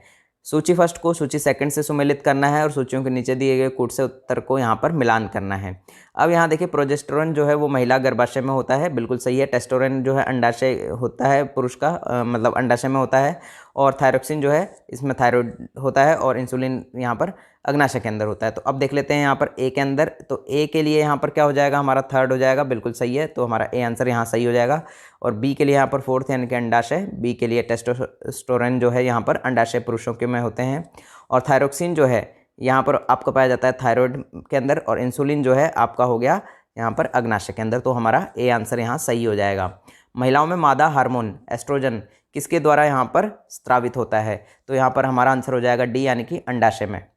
महिलाओं में मादा हार्मोन जो है एस्ट्रोजन अंडाशय से स्रावित होता है। यह हार्मोन महिलाओं में मासिक चक्र को नियंत्रित करता है? तो आपसे क्वेश्चन पूछा जाए कि महिलाओं में मासिक चक्र को कौन नियंत्रित करता है, तो यहाँ पर आप ध्यान रखेंगे कि मादा हार्मोन एस्ट्रोजन। नेक्स्ट यहाँ पर यह हार्मोन स्तन ग्रंथि के विकास में भी सहायक है। तो स्तन ग्रंथि के विकास में तो एस्ट्रोजन सहायक है, लेकिन कई बार आपसे पूछा जाएगा कि स्तनपान कराने के समय दूध जो है वो किसकी वजह से निकलता है, किस हार्मोन की वजह से दूध निकलता है? तो इसका आंसर जो है कमेंट बॉक्स में ज़रूर बताइएगा। अगला है यहाँ पर पौधे के किस भाग में हमें कॉफ़ी मिलती है? तो कॉफ़ी पौधे के कली से बनाया जाता है। कॉफ़ी में कैफीन होने के कारण यह हल्के उद्दीपक सा प्रभाव डालता है। अधिक कॉफ़ी पीने से मतिमय भी हो सकता है। तो ध्यान रखिएगा, मतिमय यानी कि आप जो है पागल भी हो सकते हैं। मोटापे को नापने के लिए निम्न में से किसका उपयोग किया जाता है? तो आजकल ये काफ़ी ज़्यादा चल रहा है। बीएमआई जो रिपोर्ट होती है, बीएमआई आपका इंडेक्स जो है वो चेक किया जाता है। तो मोटापे को मापने के लिए बीएमआई का उपयोग किया जाता है। बीएमआई जो है बॉडी मास इंडेक्स होता है। तो शरीर के व्यक्ति की लंबाई को दोगुना कर उसमें वजन किलोग्राम से भाग देकर निकाला जाता है। रक्तहीन सर्जरी किसके माध्यम से की जाती है? तो लेज़र जो चीज़ें आती हैं आजकल, लेज़र ऑपरेशन आप इसे कहते हैं, तो वो उसमें बिल्कुल भी ब्लड नहीं निकलता है। तो रक्तहीन सर्जरी लेज़र के माध्यम से होती है। रक्तहीन सर्जरी आधुनिक तकनीक है। इसमें पेट में छोटे छोटे सुराख के द्वारा आधुनिक मशीनों के द्वारा साथ ऑपरेशन जो है किया जाता है। लुई पास्चर को किस खोज के लिए जाना जाता है? तो लुई पास्चर को यहाँ पर आपको पता होना चाहिए कि रेबीज़ के टीके के लिए जाना जाता है। और यहाँ पर जो एडवर्ड जेनर हैं, इनको चेचक के टीके के लिए जाना जाता है। नेक्स्ट देखिएगा, ओरल पोलियो वैक्सीन किसके द्वारा विकसित की गई? तो पोलियो की 2 खुराक, पोलियो की 2 बूंदें, है ना। तो यहाँ देखिए किसके द्वारा विकसित की गई है? तो ये अल्बर्ट साबिन के द्वारा। ओरल पोलियो वैक्सीन जो है अल्बर्ट साबिन ने विकसित किया था। जॉन साल्क ने पोलियो का टीका विकसित किया था। टीका पहले आता था तो वो ई साल्क ने किया था, और फिर यहाँ पर ओरल जो यहाँ वैक्सीन है, ओरल जो आपको आजकल पिलाया जाता है 2 बूंद जिंदगी की, तो वो यहाँ पर आपके इसकी जो विकास किया था, इसका जो विकसित किया था वो किया था आपके अल्बर्ट साबिन ने। पेनिसिलिन का आविष्कार किसने किया? तो पेनिसिलिन का आविष्कार किया था अलेक्जेंडर फ्लेमिंग ने। और स्टीफन हॉकिंग जो है प्रसिद्ध भौतिक वैज्ञानिक हैं। टेलीफोन का आविष्कार अलेक्जेंडर ग्राहम बेल ने किया था। नेक्स्ट है यहाँ पर खारे पानी में पैदा होने वाले पौधे क्या कहलाते हैं? तो खारे पानी में पैदा होने वाले पौधे हेलोफाइटा कहलाते हैं। और यहाँ पर जल में उगने वाले पौधों को हाइड्रोफाइटा कहते हैं। और मरुस्थल में उगने वाले पौधे जो है वो ज़ेरोफाइटा होते हैं। ज़ेरो शब्द ध्यान रखिएगा, जो ज़ेरो शब्द है ये जनरली मरुस्थल के लिए आता है, जहाँ पर कोई व्यक्ति मतलब वीरान जो एरिया होता है उसके लिए ज़ेरोफाइटा आता है। अगला देखिएगा, निम्न में से कौन ट्रांसजेनिक फसल का एक उदाहरण नहीं है? तो यहाँ पर जो पालक है ये ट्रांसजेनिक फसल का उदाहरण नहीं है। जब किसी अच्छे गुण वाले बाहरी जीन को फसलों में डालकर उत्तम नस्ल की फसल तैयार की जाती है तो इसे परजीवी फसल या ट्रांसजेनिक फसल भी कहते हैं। नेक्स्ट क्वेश्चन देखिएगा, यहाँ अभी तक आलू, टमाटर, मक्का, चावल, गेहूं इन सभी का पराजीवी फसल तैयार किया गया है। विश्व में पहला परजीवी फसल जो है टमाटर को तैयार किया गया था। पेड़ की आयु का निर्धारण किससे होता है? तो यहाँ देखिए वार्षिक वलय की संख्या से। पेड़ की वार्षिक वलय की संख्या जो है वो गिनकर निर्धारित होती है पेड़ की आयु। वार्षिक वलय 1 वर्ष में 1 ही बनता है। लिटमस का घोल जो है वो किससे निकाला जाता है? तो कवक तथा शैवालर्क जो सम्मिलित रूप से इसको लाइकेन कहते हैं, और लाइकेन से लिटमस पत्र निर्माण होता है। पेटूनिया दक्षिण अमेरिका में पाया जाने वाला पुष्पी पौधा है। जेरेनियम एक सुगंधित पौधा है जिसका तेल कीमती होता है। नेक्स्ट यहाँ पर देखेगा कि एक मोटी जेल की तरह घोल बनाने की इसकी क्षमता के कारण इसका उपयोग जेली, जैम और मुरब्बे बनाने के लिए वाणिज्यिक रूप से किया जाता है। तो ये क्या है? पैक्टिन का उपयोग किया जाता है। पैक्टिन एक तरह के घुलनशील कार्बोहाइड्रेट्स होते हैं जो कि पौधे की कोशिका भित्ति और कोशिकाओं के मध्य पाए जाने वाले उत्तकों में पाए जाते हैं। नेक्स्ट है यहाँ पर पैक्टिन के कारण ज़्यादा पके हुए फल मुलायम होते हैं। अमीनो अम्ल की छोटी श्रृंखला को पेप्टाइड कहते हैं। तो ये हमारे बायोलॉजी के क्वेश्चन थे। अब हम चलते हैं हमारे नेक्स्ट सेक्शन पर। अब देखते हैं हम हमारे केमिस्ट्री का सेक्शन। केमिस्ट्री से यहाँ पर कितने ऐसे गैस क्वेश्चन हैं जो कि आपके एग्जाम में यहाँ पर पूछे जाएंगे। तो ठोस के कणों के संदर्भ में निम्न में से क्या यहाँ पर सही है? तो यहाँ देखिएगा कि ठोस के कण व्यवस्थित तरीके से विन्यासित होते हैं एवं इनका गलनांक प्राय अधिक होता है। तो यहाँ पर सी जो है हमारा सही हो जाएगा कि व्यवस्थित तरीके से विन्यासित होते हैं ठोस यहाँ पर, और इनका जो गलनांक है वो प्राय क्या होता है? अधिक होता है। ठोस असंपीड्य एवं कठोर होते हैं तथा इनके अवयवी कणों में के मध्य जो है रिक्त स्थान कम होता है। ठोस का घनत्व गैस तथा द्रव की तुलना में अधिक होता है। क्रिस्टलीय ठोस साधारणतः लघु क्रिस्टलों की अत्यधिक संख्या से बना होता है। ठोस में उच्च अंतर्वाणविक बल प्रबल होते हैं। और अम्लीय वर्षा कैसी होती है? तो यहाँ देखिए अम्लीय वर्षा क्या होती है? तो अम्लीय वर्षा SO2 और NO2 के कारण होती है। तो यहाँ देखिए SO2 और NO2 जो है इसे अम्लीय वर्षा कहा जाता है। अम्लीय वर्षा के कारण मृदा की अम्लीयता बढ़ जाती है। अम्लीय वर्षा का pH जो लेवल होता है वो 5.5 से कम होता है। अम्ल वर्षा से तांबे की बनी नलियाँ जो है वो प्रभावित हो जाती हैं। तो इसीलिए अब आपने देखा होगा कि जो पाइप हैं पहले तांबे के आते थे, लेकिन अब धीरे धीरे जो है पीवीसी पाइप्स जो है लोग लगाने लगे हैं। नेक्स्ट यहाँ पर अभी तक वैज्ञानिकों द्वारा पदार्थ की कितनी अवस्थाएं यहाँ पर तय की गई हैं? तो यहाँ 5 अवस्थाएं तय की गई हैं। और 5 अवस्थाएं कौन कौन सी हैं? तो ठोस हो गया, द्रव हो गया, गैस हो गया, प्लाज्मा हो गया और बोस आइंस्टीन कंडेंसेट हो गया। और पदार्थ और ऊर्जा का परस्पर परिवर्तन संभव है। यह परिवर्तन आइंस्टीन के प्रसिद्ध समीकरण E=mc² के अनुसार होता है। ठोस पदार्थों में उच्च यंग मापांक और अपरूपता होते हैं। किसी ठोस का गलनांक उसके कणों के बीच के आकर्षण बल के सामर्थ्य को दर्शाता है। निम्न में से किसके अणुओं के बीच आकर्षक बल अधिकतम होता है? तो यहाँ ध्यान रखिएगा, ठोसों के बीच, ठोस के अणुओं के बीच आकर्षण बल जो है वो अधिकतम होता है। ठोसों का संपीड़न संभव नहीं होता है। ध्रुवीय द्रवों के परावैद्युतांक अध्रुवीय द्रवों के परावैद्युतांकों की अपेक्षा लगभग 10 से 100 गुना अधिक होते हैं। नेक्स्ट यहाँ देखिएगा क्वेश्चन। तो नेक्स्ट यहाँ पर थोड़ा सा और यहाँ पर हमारा यहाँ एक्सप्लेनेशन दी गई है। तो गैस को दबाकर गैस का आयतन कम किया जा सकता है। आकर्षण बल को अंतरा अणुक आकर्षण या ससंजक बल कहते हैं। अब देखिएगा एक शुद्ध पदार्थ कौन सा है? तो मीथेन यहाँ पर इनमें से एक शुद्ध पदार्थ है। मीथेन पृथ्वी की सतह से नीचे पेट्रोलियम पदार्थों के साथ प्राकृतिक गैस के रूप में पाई जाती है। मीथेन दलदली भूमि में भी मिलती है, इसलिए इसे मार्श गैस भी कहते हैं। मीथेन एल्काइन श्रेणी का प्रथम सदस्य है, सबसे साधारण हाइड्रोकार्बन है। मीथेन गैस की खोज नवंबर 1777 में इटली और स्विट्जरलैंड के वैज्ञानिक एलेसांद्रो वोल्ता ने की थी। दूध में 85% जल होता है, शेष भाग में ठोस तत्व यानी कि खनिज और वसा होते हैं। यह ग्रीन हाउस गैस है। अगला देखिएगा, यह एक यौगिक नहीं है। एक यौगिक नहीं है तो कौन सा है? तो लेड जो है एक यौगिक नहीं है। लेड क्या है? एक धातु है। पीबी लैटिन शब्द प्लम्बम से निकलता है। लेड के काटने पर नीलिमा लिए जो है सफ़ेद होता है, लेकिन हवा का स्पर्श होने पर स्लेटी हो जाता है। लेड एक पोस्ट ट्रांजिशन धातु है। अगला है यहाँ पर हाइड्रोजन सल्फाइड, एक अकार्बनिक यौगिक है। इसका अणुसूत्र जो है H2S है। H2S का गंध जो है सड़े अंडे जैसी होती है। बहुत बार एग्जाम में पूछा गया है कि H2S यानी कि यहाँ पर आपसे गंध पूछ जाती है हाइड्रोजन सल्फाइड की। और सल्फर डाइऑक्साइड एक रासायनिक यौगिक है। इसका अणुसूत्र जो है SO2 होता है। इनमें से कौन सा एक रासायनिक परिवर्तन है? तो यहाँ देखिए रासायनिक परिवर्तन जो है वो क्या होता है? जब रासायनिक परिवर्तन ऐसा होता है जो कि वापस उस चीज़ में कन्वर्ट नहीं किया जा सकता। तो देखिए मक्खन का जो खट्टा होना है ये रासायनिक परिवर्तन है। वे परिवर्तन जिनमें नए पदार्थ बनते हैं रासायनिक परिवर्तन कहलाते हैं। यह एक अनुत्क्रमणीय प्रक्रिया है। अभिक्रिया के फलस्वरूप जो है उत्पन्न पदार्थों को उत्पाद कहते हैं। लोहे में जंग लगना इसमें से किसका एक सामान्य उदाहरण है?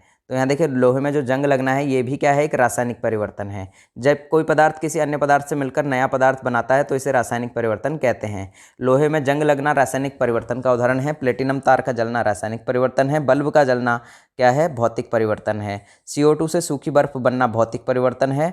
और यहाँ पर जस्ते की कमी से धान में खैरा रोग होता है। उस प्रक्रिया का नाम क्या है जिसमें गैस सीधे ही ठोस वस्तु यानी कि सॉलिड में परिवर्तित हो जाती है? तो वो हो जाती है यहाँ पर डिपोजिशन के अंदर। डिपोजिशन वह प्रक्रिया है जिसके द्वारा पदार्थ गैस अवस्था से सीधे ठोस अवस्था में परिवर्तित होता है। ऊर्ध्वपातन ठोस पदार्थों को गर्म करने पर वे द्रव अवस्था में परिवर्तित होते हैं। वाष्पीकरण में पदार्थ तरल अवस्था से वाष्प अवस्था में परिवर्तित होता है। संघनन में पदार्थ वाष्प से तरल अवस्था में परिवर्तित होता है। निम्नलिखित वैज्ञानिकों में से किसने स्थिर अनुपात के नियम को प्रतिपादित किया था? तो ये किया था जोसेफ प्राउस्ट ने। नेक्स्ट है यहाँ पर C2H4 में C और H के भार का जो अनुपात है वो 6:1 है। जैक्स चार्ल्स ने चार्ल्स के नियम को प्रतिपादित किया था और रॉबर्ट बाउल ने यहाँ पर बॉयल के नियम को प्रतिपादित किया था। लेवोजियर ने द्रव्यमान संरक्षण के नियम को प्रतिपादित किया था। अगला है तरल अवस्था में गैसीय अवस्था में रूपांतरण को क्या कहा जाता है? तरल अवस्था से गैसीय अवस्था में रूपांतरण को क्या कहा जाता है? तो इसे वाष्पीकरण कहा जाता है। तरल अवस्था से गैसीय अवस्था में रूपांतरण जो कहलाता है वो वाष्पीकरण कहलाता है। ऑक्सीकरण वह प्रक्रिया है जिसके फलस्वरूप किसी आयन पर धन आवेश बढ़ जाता है या ऋण आवेश कम हो जाता है। ऊर्ध्वपातन ठोस पदार्थों को गर्म करने पर वे द्रव अवस्था में परिवर्तित होते हैं। गैस से द्रव बनने की परिघटना को क्या कहा जाता है? संघनन कहा जाता है। वर्षा भी एक प्रकार का संघनन ही है। नेक्स्ट क्वेश्चन देखिएगा यहाँ पर। तो नेक्स्ट क्वेश्चन है यहाँ पर इलेक्ट्रॉन के समतुल्य प्रतिद्रव्य कणों को क्या कहा जाता है? तो इसे कहा जाता है पॉजिट्रॉन।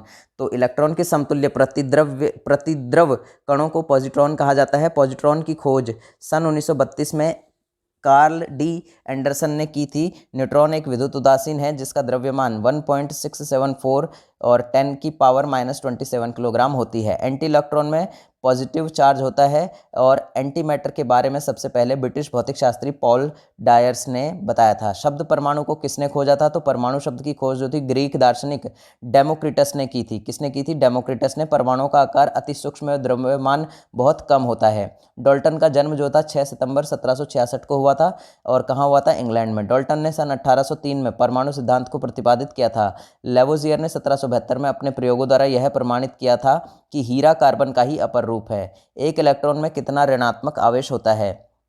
तो 1.6 इंटू 10 की पावर -19 सी का ऋणात्मक आवेश होता है। तो यहाँ हमारा सी आंसर एकदम राइट हो जाएगा। और इलेक्ट्रॉन का द्रव्यमान 9.1 इंटू 10 की पावर 31 और यहाँ प्रोटॉन का आवेश का होता है +1.602 इंटू 10 की पावर 19 सी होता है। और प्रोटॉन का द्रव्यमान यहाँ 1.67 इंटू 10 की पावर 27 kg होता है। इलेक्ट्रॉन, प्रोटॉन और न्यूट्रॉन में इलेक्ट्रॉन सबसे हल्का मौलिक कण है। ध्यान रखिएगा EPN। तो EPN में जो E है ये सबसे हल्का है। अगर हम बात करें यहाँ पर तो यहाँ देखिए, अगर हम अल्फ़ाबेटिक भी देखें तो E सबसे पहले आता है, फिर P आता है, फिर यहाँ पर N आता है, फिर N आता है, फिर P आता है। तो E सबसे पहले आता है तो सबसे हल्का हो गया, सबसे छोटा हो गया। न्यूट्रॉन का आवेश नहीं होता है। नाभिक में कौन उपस्थित होता है? तो न्यूक्लियॉन जो है नाभिक में उपस्थित होते हैं। नाभिक की खोज जो थी अर्नेस्ट रदरफोर्ड ने 1911 में की थी। परमाणु के नाभिक में प्रोटॉन और न्यूट्रॉन पाए जाते हैं। हाइड्रोजन के प्रोटियम H समस्थानिक के नाभिक में कोई भी न्यूट्रॉन नहीं होते हैं। नेक्स्ट यहाँ पर देखिएगा N कोश में अधिकतम संख्या में कौन होंगे? तो अधिकतम संख्या में 32 इलेक्ट्रॉन यहाँ पर पाए जाएंगे। बोर ब्यूरी योजना के अनुसार प्रत्येक कक्षा में चक्कर लगाने वाले इलेक्ट्रॉन की अधिकतम संख्या 2n² होगी। अगला क्वेश्चन है, बाह्यतम कोश में उपस्थित इलेक्ट्रॉन्स की संख्या को क्या कहा जाता है? तो बाह्यतम कोश में जो इलेक्ट्रॉन उपस्थित होते हैं उन्हें संयोजन इलेक्ट्रॉन, तो इलेक्ट्रॉनों की संयोजी इलेक्ट्रॉन इन्हें कहा जाता है। रासायनिक अभिक्रिया में परमाणु के संयोजी इलेक्ट्रॉन ही भाग लेते हैं और संयोजी इलेक्ट्रॉनों की संख्या 1 से लेकर 8 तक यहाँ पर होती है।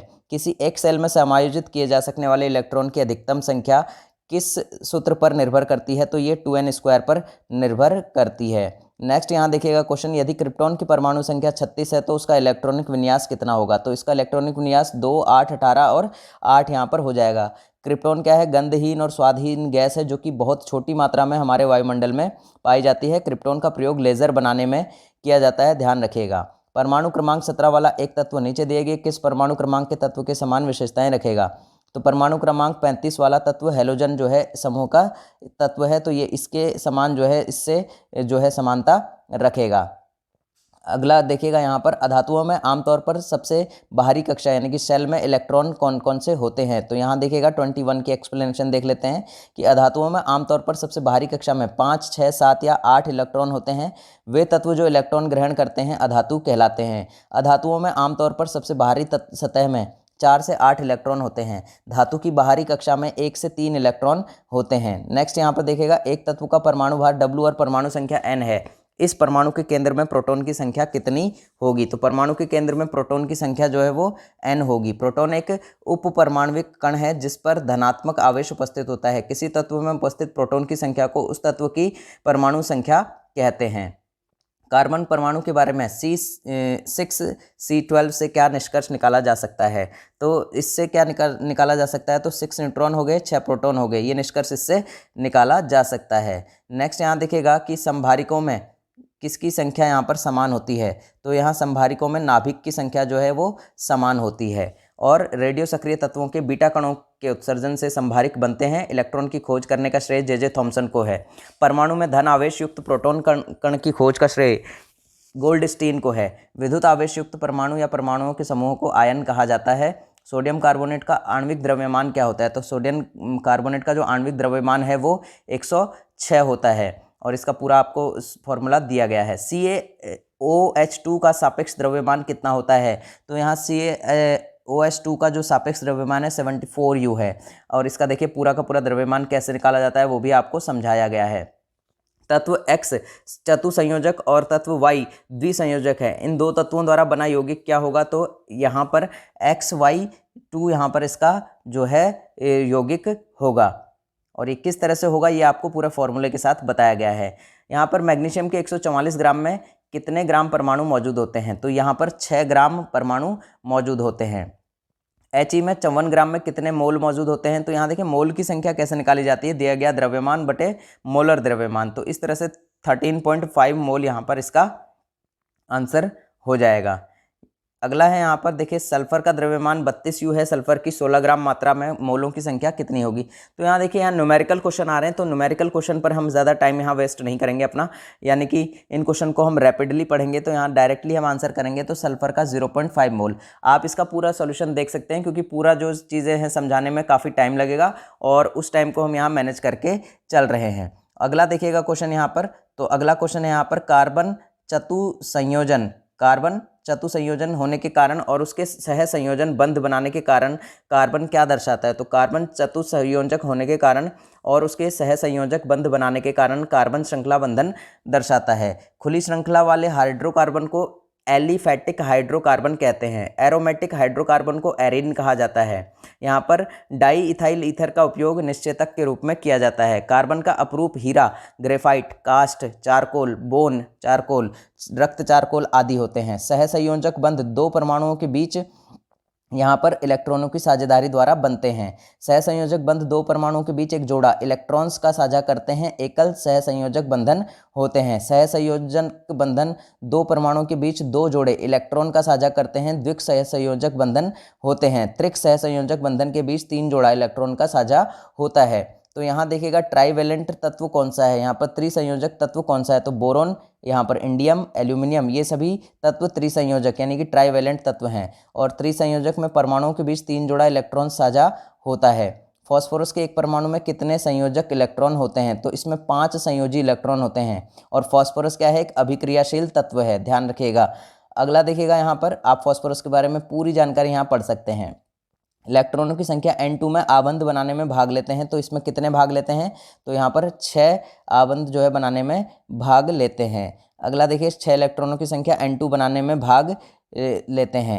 अगला देखिएगा यहाँ पर आपको दिखाते हैं परमाणु संलयन प्रक्रियाएं जो हैं स्वचालित रूप से होती हैं। तो सूर्य में परमाणु संलयन प्रक्रियाएं जो हैं स्वचालित होती हैं। सूर्य और तारों की ऊर्जा का स्रोत नाभिकीय संलयन है। सूर्य नाभिकीय संलयन का स्रोत ईंधन हाइड्रोजन है। और बेथे के अनुसार सूर्य के अंदर कार्बन नाइट्रोजन चक्र चलता है। पोखरण में 1974 में पहला परमाणु परीक्षण आयोजित किया गया था। अगला देखिएगा यहाँ पर क्वेश्चन कि वह रासायनिक बंधन कौन सा है जिसमें परमाणुओं के संयोजन से अणुओं का निर्माण होता है। तो यहाँ पर सी हो जाएगा विद्युत स्थैतिक बल। वह रासायनिक बंधन विद्युत स्थैतिक बल है जिसमें परमाणुओं के संयोजन से अणुओं का निर्माण होता है। नाभिकीय बल का परास बहुत कम, लगभग 10 की घात 14 मीटर होता है। तो यहाँ देखिए नाभिकीय बल आवेश पर निर्भर नहीं करता है। पृथ्वी के गुरुत्वाकर्षण बल को गुरुत्वीय बल कहते हैं। परमाणु बल का निर्माण जो है अनियंत्रित विखंडन अभिक्रिया पर किया जाता है। अगला हम क्वेश्चन देखें तो रेडियो सक्रियता यानी कि रेडियो एक्टिविटी का आविष्कार किसने किया था, तो ये किया था आपके हेनरी बेकुरल ने। तो और यहाँ पर देखिए प्लांक ने वीन प्लांक नियम का प्रतिपादन किया था। आइंस्टीन ने प्रकाश विद्युत प्रभाव की व्याख्या की थी, जिसके लिए आइंस्टीन को नोबेल पुरस्कार से भी सम्मानित किया गया था। जेम्स क्लार्क मैक्सवेल ने 1865 ईस्वी में विद्युत चुंबकीय सिद्धांत का प्रतिपादन किया था। अगला क्वेश्चन देखते हैं कि एक हाइड्रोजन एटम में कितने न्यूट्रॉन होते हैं। तो ध्यान रखिएगा इसके अंदर कोई भी न्यूट्रॉन नहीं होता है, ठीक है, इसके अंदर कोई भी न्यूट्रॉन नहीं होते हैं। हाइड्रोजन के नाभिक में न्यूट्रॉन नहीं पाया जाता है। हाइड्रोजन को भविष्य का ईंधन भी कहा जाता है। हाइड्रोजन पेरोक्साइड की खोज सन 1818 में थिनार्ड ने की थी। हाइड्रोजन की खोज जो है 1766 में हेनरी कैवेंडिश ने की थी। अल्फा बीटा और गामा किरणों की वैधता क्षमता का अवरोही क्रम क्या है। तो यहाँ पर देखिए अल्फा बीटा किरणों की जो वेधन क्षमता का जो यहाँ अवरोही क्रम है वो है यहाँ पर गामा, बीटा और अल्फा अवरोही क्रम है। और अल्फा किरण की खोज हेनरी बेकुरल ने की थी। और अल्फा किरण का वेग जो है प्रकाश के वेग का 1/10वां भाग होता है। बीटा किरण की खोज रदरफोर्ड ने की थी। और बीटा किरण का जो वेग है प्रकाश के वेग का 9/10वां भाग होता है। गामा किरण बहुत कम तरंग दैर्ध्य वाली विद्युत चुंबकीय तरंग है। अब देखिए यहाँ सूची का मिलान करना है। तो यहाँ देखिए यूरेनियम का समस्थानिक आपको बताया गया है, कोबाल्ट का समस्थानिक, आयोडीन का समस्थानिक और रेडियम का समस्थानिक। इसकी हम एक्सप्लेनेशन देखते हैं। तो यहाँ देखिए यूरेनियम का समस्थानिक नाभिकीय ईंधन है, कोबाल्ट का समस्थानिक कैंसर का उपचार है, आयोडीन का समस्थानिक यहाँ गलगंड का उपचार है और रेडियम का समस्थानिक यहाँ द्वितीयक कैंसर का उपचार है। सूर्य की ऊर्जा किस माध्यम से उत्पन्न होती है। तो सूर्य की ऊर्जा नाभिकीय संलयन से उत्पन्न होती है। किससे? नाभिकीय संलयन से उत्पन्न होती है। नाभिकीय संलयन के सिद्धांत पर हाइड्रोजन बम का निर्माण किया जाता है। आइंस्टाइन ने E=mc² का समीकरण दिया था। नेक्स्ट क्वेश्चन देखिएगा यहाँ पर कि नाभिकीय संलयन उच्च ताप एवं उच्च दाब पर संपन्न होता है। अगला क्वेश्चन परमाणु विखंडन की प्रक्रिया क्या है। तो ये एक भारी परमाणु नाभिक के उपखंड हैं, ठीक है। परमाणु विखंडन क्या है? एक भारी परमाणु नाभिक के उपखंड की प्रक्रिया है। नाभिकीय विखंडन की खोज जर्मनी के ऑटो होम तथा स्ट्रेसमैन के द्वारा 17 अक्टूबर 1938 को की गई थी। यूरेनियम के नाभिकीय विखंडन के बाद 2 नाभिक Ba और Kr में टूट जाता है। नाभिक विखंडन से ऊर्जा मुक्त होती है। ऑक्सीकरण प्रक्रिया में निम्न में से क्या होता है? तो यहाँ देखिए, इसमें इलेक्ट्रॉन में कमी आती है। किसी तत्व की संयोजकता में वृद्धि होना ऑक्सीकरण कहलाता है। ऑक्सीकरण को इलेक्ट्रॉनीकरण कहते हैं। ऑक्सीकरण में धनावेश में वृद्धि या ऋणावेश में कमी होती है। फ्लोरीन का ऑक्सीकरण अवस्था सदैव 1 होती है। ऑक्सीकरण अवस्था उदासीन के लिए 0 होती है। अभिक्रिया MgO + CO और इससे क्या मिलता है हमें? Mg + CO2। इस समीकरण में किस पदार्थ का ऑक्सीकरण हुआ? तो इसमें अवकरण, अपचयन, उपचयक, ऑक्सीकारक है। तो इसमें जो है कार्बन मोनोऑक्साइड का यहाँ पर ऑक्सीकरण हुआ है। निम्न में से कौन सा एक केटायन है? तो यहाँ पर अमोनियम एक केटायन है। कौन है? अमोनियम क्या है? एक केटायन है। और यहाँ देखिएगा, अमोनियम लवण प्राय श्वेत ठोस रूप में अधिकांशतः जल विलेय होते हैं। जोसेफ प्रिस्टले ने सर्वप्रथम अमोनियम क्लोराइड को चूने के साथ गर्म करके अमोनिया गैस को प्राप्त किया था। अमोनियम का उपयोग बर्फ बनाने के कारखानों में शीतलीकारक के रूप में किया जाता है। नेक्स्ट क्वेश्चन देखिएगा, यहाँ पर K2Cr2O7 में Cr की ऑक्सीकरण संख्या क्या होगी? तो Cr की ऑक्सीकरण संख्या क्या हो जाएगी? यहाँ पर Cr की ऑक्सीकरण संख्या 6 हो जाएगी। अब यहाँ देखिए, अभी हम यहाँ पर जितने भी ये न्यूमेरिकल क्वेश्चन है इन्हें सॉल्व नहीं कर रहे हैं, क्योंकि यहाँ पर टाइम ज़्यादा लगेगा। और आप न्यूमेरिकल को यहाँ PDF लीजिए, PDF लेकर आप आराम से न्यूमेरिकल को सॉल्व कीजिए और उसका सॉल्यूशन देखिए किस तरह से हो रहा है। अगला देखिएगा, यहाँ पर अगला क्वेश्चन देखिएगा, यहाँ नेक्स्ट क्वेश्चन हमारा कि निम्न में से कौन सा नियम गैस से संबंधित नहीं है? तो यहाँ जूल का जो नियम है वो गैस से संबंधित नहीं है। बॉयल का नियम, चार्ल्स का नियम और अवोगाड्रो का नियम जो है गैस से संबंधित है। नियत ताप पर किसी गैस की निश्चित मात्रा का आयतन एवं उसके दाब का गुणनफल एक नियतांक होता है। किसी गैस का आयतन 0 डिग्री केल्विन या -273 डिग्री सेल्सियस पर तापमान पर 0 हो जाता है। कम दाब पर गैस विद्युत का सुचालक होती है। अब यहाँ देखिए, बॉयल के नियम के अनुसार कौन सी बात यहाँ पर सही है? तो इसमें से आपको बताना है। और यहाँ देखिएगा, बॉयल के नियम के अनुसार नियत तापमान पर दिए गए किसी गैस के द्रव्यमान के दाब तथा आयतन का गुणनफल स्थिर रहता है, PV बराबर अर्थात स्थिरांक। यहाँ देखिएगा, सभी एसिड के लिए आम तत्व कौन सा है? तो यहाँ पर हाइड्रोजन जो है वो सभी एसिड के लिए एक तत्व है। हाइड्रोजन की खोज 1766 में हेनरी कैवेंडिश ने की थी। ये बात हम आपको पहले ही बता चुके हैं। हाइड्रोजन पेरोक्साइड की संरचना एक खुली हुई पुस्तक की तरह होती है। मानव शरीर में आयोडीन की कमी से थायराइड ग्रंथियां जो है वो बढ़ जाती हैं। क्लोरीन गैस चूने के साथ प्रतिक्रिया कर ब्लीचिंग पाउडर का निर्माण करती है। सोना को घोल सकता है। तो यहाँ पर देखिएगा, जो एक्वारेजिया है वो सोने को भी घोल सकता है। तो यहाँ एक्वारेजिया का फॉर्मूला भी ध्यान रखिएगा, HCl + HNO3। एक्वारेजिया रंजकों, औषधियों एवं प्लास्टिक निर्माण में प्रयोग किया जाता है। मेथेनॉल सबसे सरल अल्कोहल है। मेथेनॉल हल्का, वाष्पशील, रंगहीन, ज्वलनशील जो है द्रव है। पेट्रोलियम ईथर में एल्टाटिक हाइड्रोकार्बन शामिल है। पेट्रोलियम ईथर 35 से 60 डिग्री सेल्सियस की सीमा में उबलते हैं। वे अम्ल जिनमें हाइड्रोजन के साथ ऑक्सीजन के अतिरिक्त अन्य धात्विक तत्व होते हैं वो क्या कहलाते हैं? तो वो यहाँ पर हाइड्रासिड्स यानी कि अनॉक्सी अम्ल कहलाते हैं। वे तत्व जिनमें हाइड्रोजन के साथ ऑक्सीजन के अतिरिक्त अन्य अधात्विक तत्व होते हैं अनॉक्सी अम्ल कहलाते हैं। ऑक्सी अम्ल वे तत्व जिनमें हाइड्रोजन परमाणु से एक ऑक्सीजन संयुक्त रहता है उन्हें ऑक्सी अम्ल कहते हैं। हाइड्रा अम्ल में सामान्य रूप से पाया जाने वाला तत्व हाइड्रोजन है। अगला है, निम्न में से कौन सा ऑक्साइड अम्लीय नहीं है? तो CO अम्लीय ऑक्साइड नहीं है। निम्न में से कौन सा प्रकृति में क्षारीय है? तो प्रकृति में क्षारीय यहाँ पूछा गया है, तो NaOH जो है वो प्रकृति में क्षारीय है। HCl, HNO3 और H2SO4 जो है अम्ल है। सोडियम हाइड्रोक्साइड का उपयोग साबुन और डिटर्जेंट में किया जाता है। NaOH का उपयोग उद्योग में किया जाता है। नेक्स्ट है यहाँ पर कि निम्न में क्षार के गुणों के संबंध में कौन सा कथन यहाँ पर गलत है? तो क्षार नीले लिटमस को लाल नहीं करता है। क्षार लाल लिटमस को नीला कर देते हैं। क्षार चूने में मुलायम होते, छूने में क्या होते हैं? मुलायम होते हैं। क्षार विलयन में बिजली संचालित करते हैं। ध्यान रखिएगा, क्षार जो है नीले लिटमस को लाल नहीं करता है। तो यहाँ पर नेक्स्ट देखिएगा, खारे नमक यानी कि NaCl किससे बना होता है? तो खाने का नमक जो है, खाने का नमक जो है NaCl एक मजबूत अम्ल और एक मजबूत क्षार का बना होता है। निम्न में से कौन सा घोल इन सभी में सबसे अम्लीय है? तो यहाँ पर pH का मान 0 वाला घोल जो है वो सबसे अम्लीय है। pH एक संख्यात्मक मापक है। यह किसी विलयन के 1 लीटर में उपस्थित ग्राम हाइड्रोजन आयन का सांद्रण के व्युत्क्रम का लघुगुणक होता है। जिन विलयनों के pH का मान 7 से कम होता है वे अम्लीय होते हैं। नेक्स्ट यहाँ पर pH मूल्य का उपयोग अल्कोहल, शुगर, पेपर आदि उद्योगों में होता है। नेक्स्ट है 61 नंबर का क्वेश्चन कि नींबू के रस का पीएच मान कितना है, तो इसका पीएच मान 2.2 है, तो नींबू के रस का पीएच मान 2.2 होता है। बैटरी में प्रयुक्त अम्ल का पीएच मान 0 से लेकर 1 होता है। ब्लैक कॉफ़ी का पीएच मान 4.5 से 5.5 के बीच होता है। मिट्टी की क्षारकता को घटाने के लिए जिप्सम का प्रयोग किया जाता है। निम्न में से कौन सा मिलान यहाँ पर सही नहीं है, तो शुद्ध जल की पीएच 7.5 यहाँ पर सही नहीं है और शुद्ध जल का पीएच 7 होता है। रक्त का पीएच 7.4 होता है। सिरके की पीएच 2.2 होती है। दूध की पीएच यहाँ पर 6.6 होती है।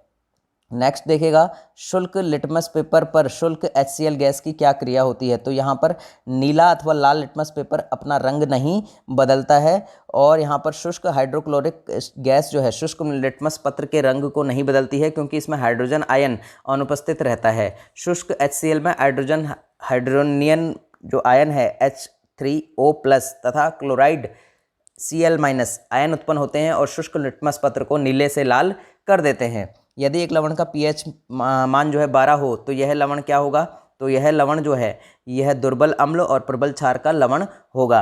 प्रबल क्षार व दुर्बल अम्ल के ऋणायनी जल अपघटन का उदाहरण है। लवणों के जलीय विलयन में स्वतंत्र OH- की संख्या अधिक होने के कारण विलयन क्षारीय होगा। क्षारीय विलयन का pH मान कितना होता है, तो ये होता है 7 से अधिक। क्षार छूने में साबुन जैसा चिकना होता है।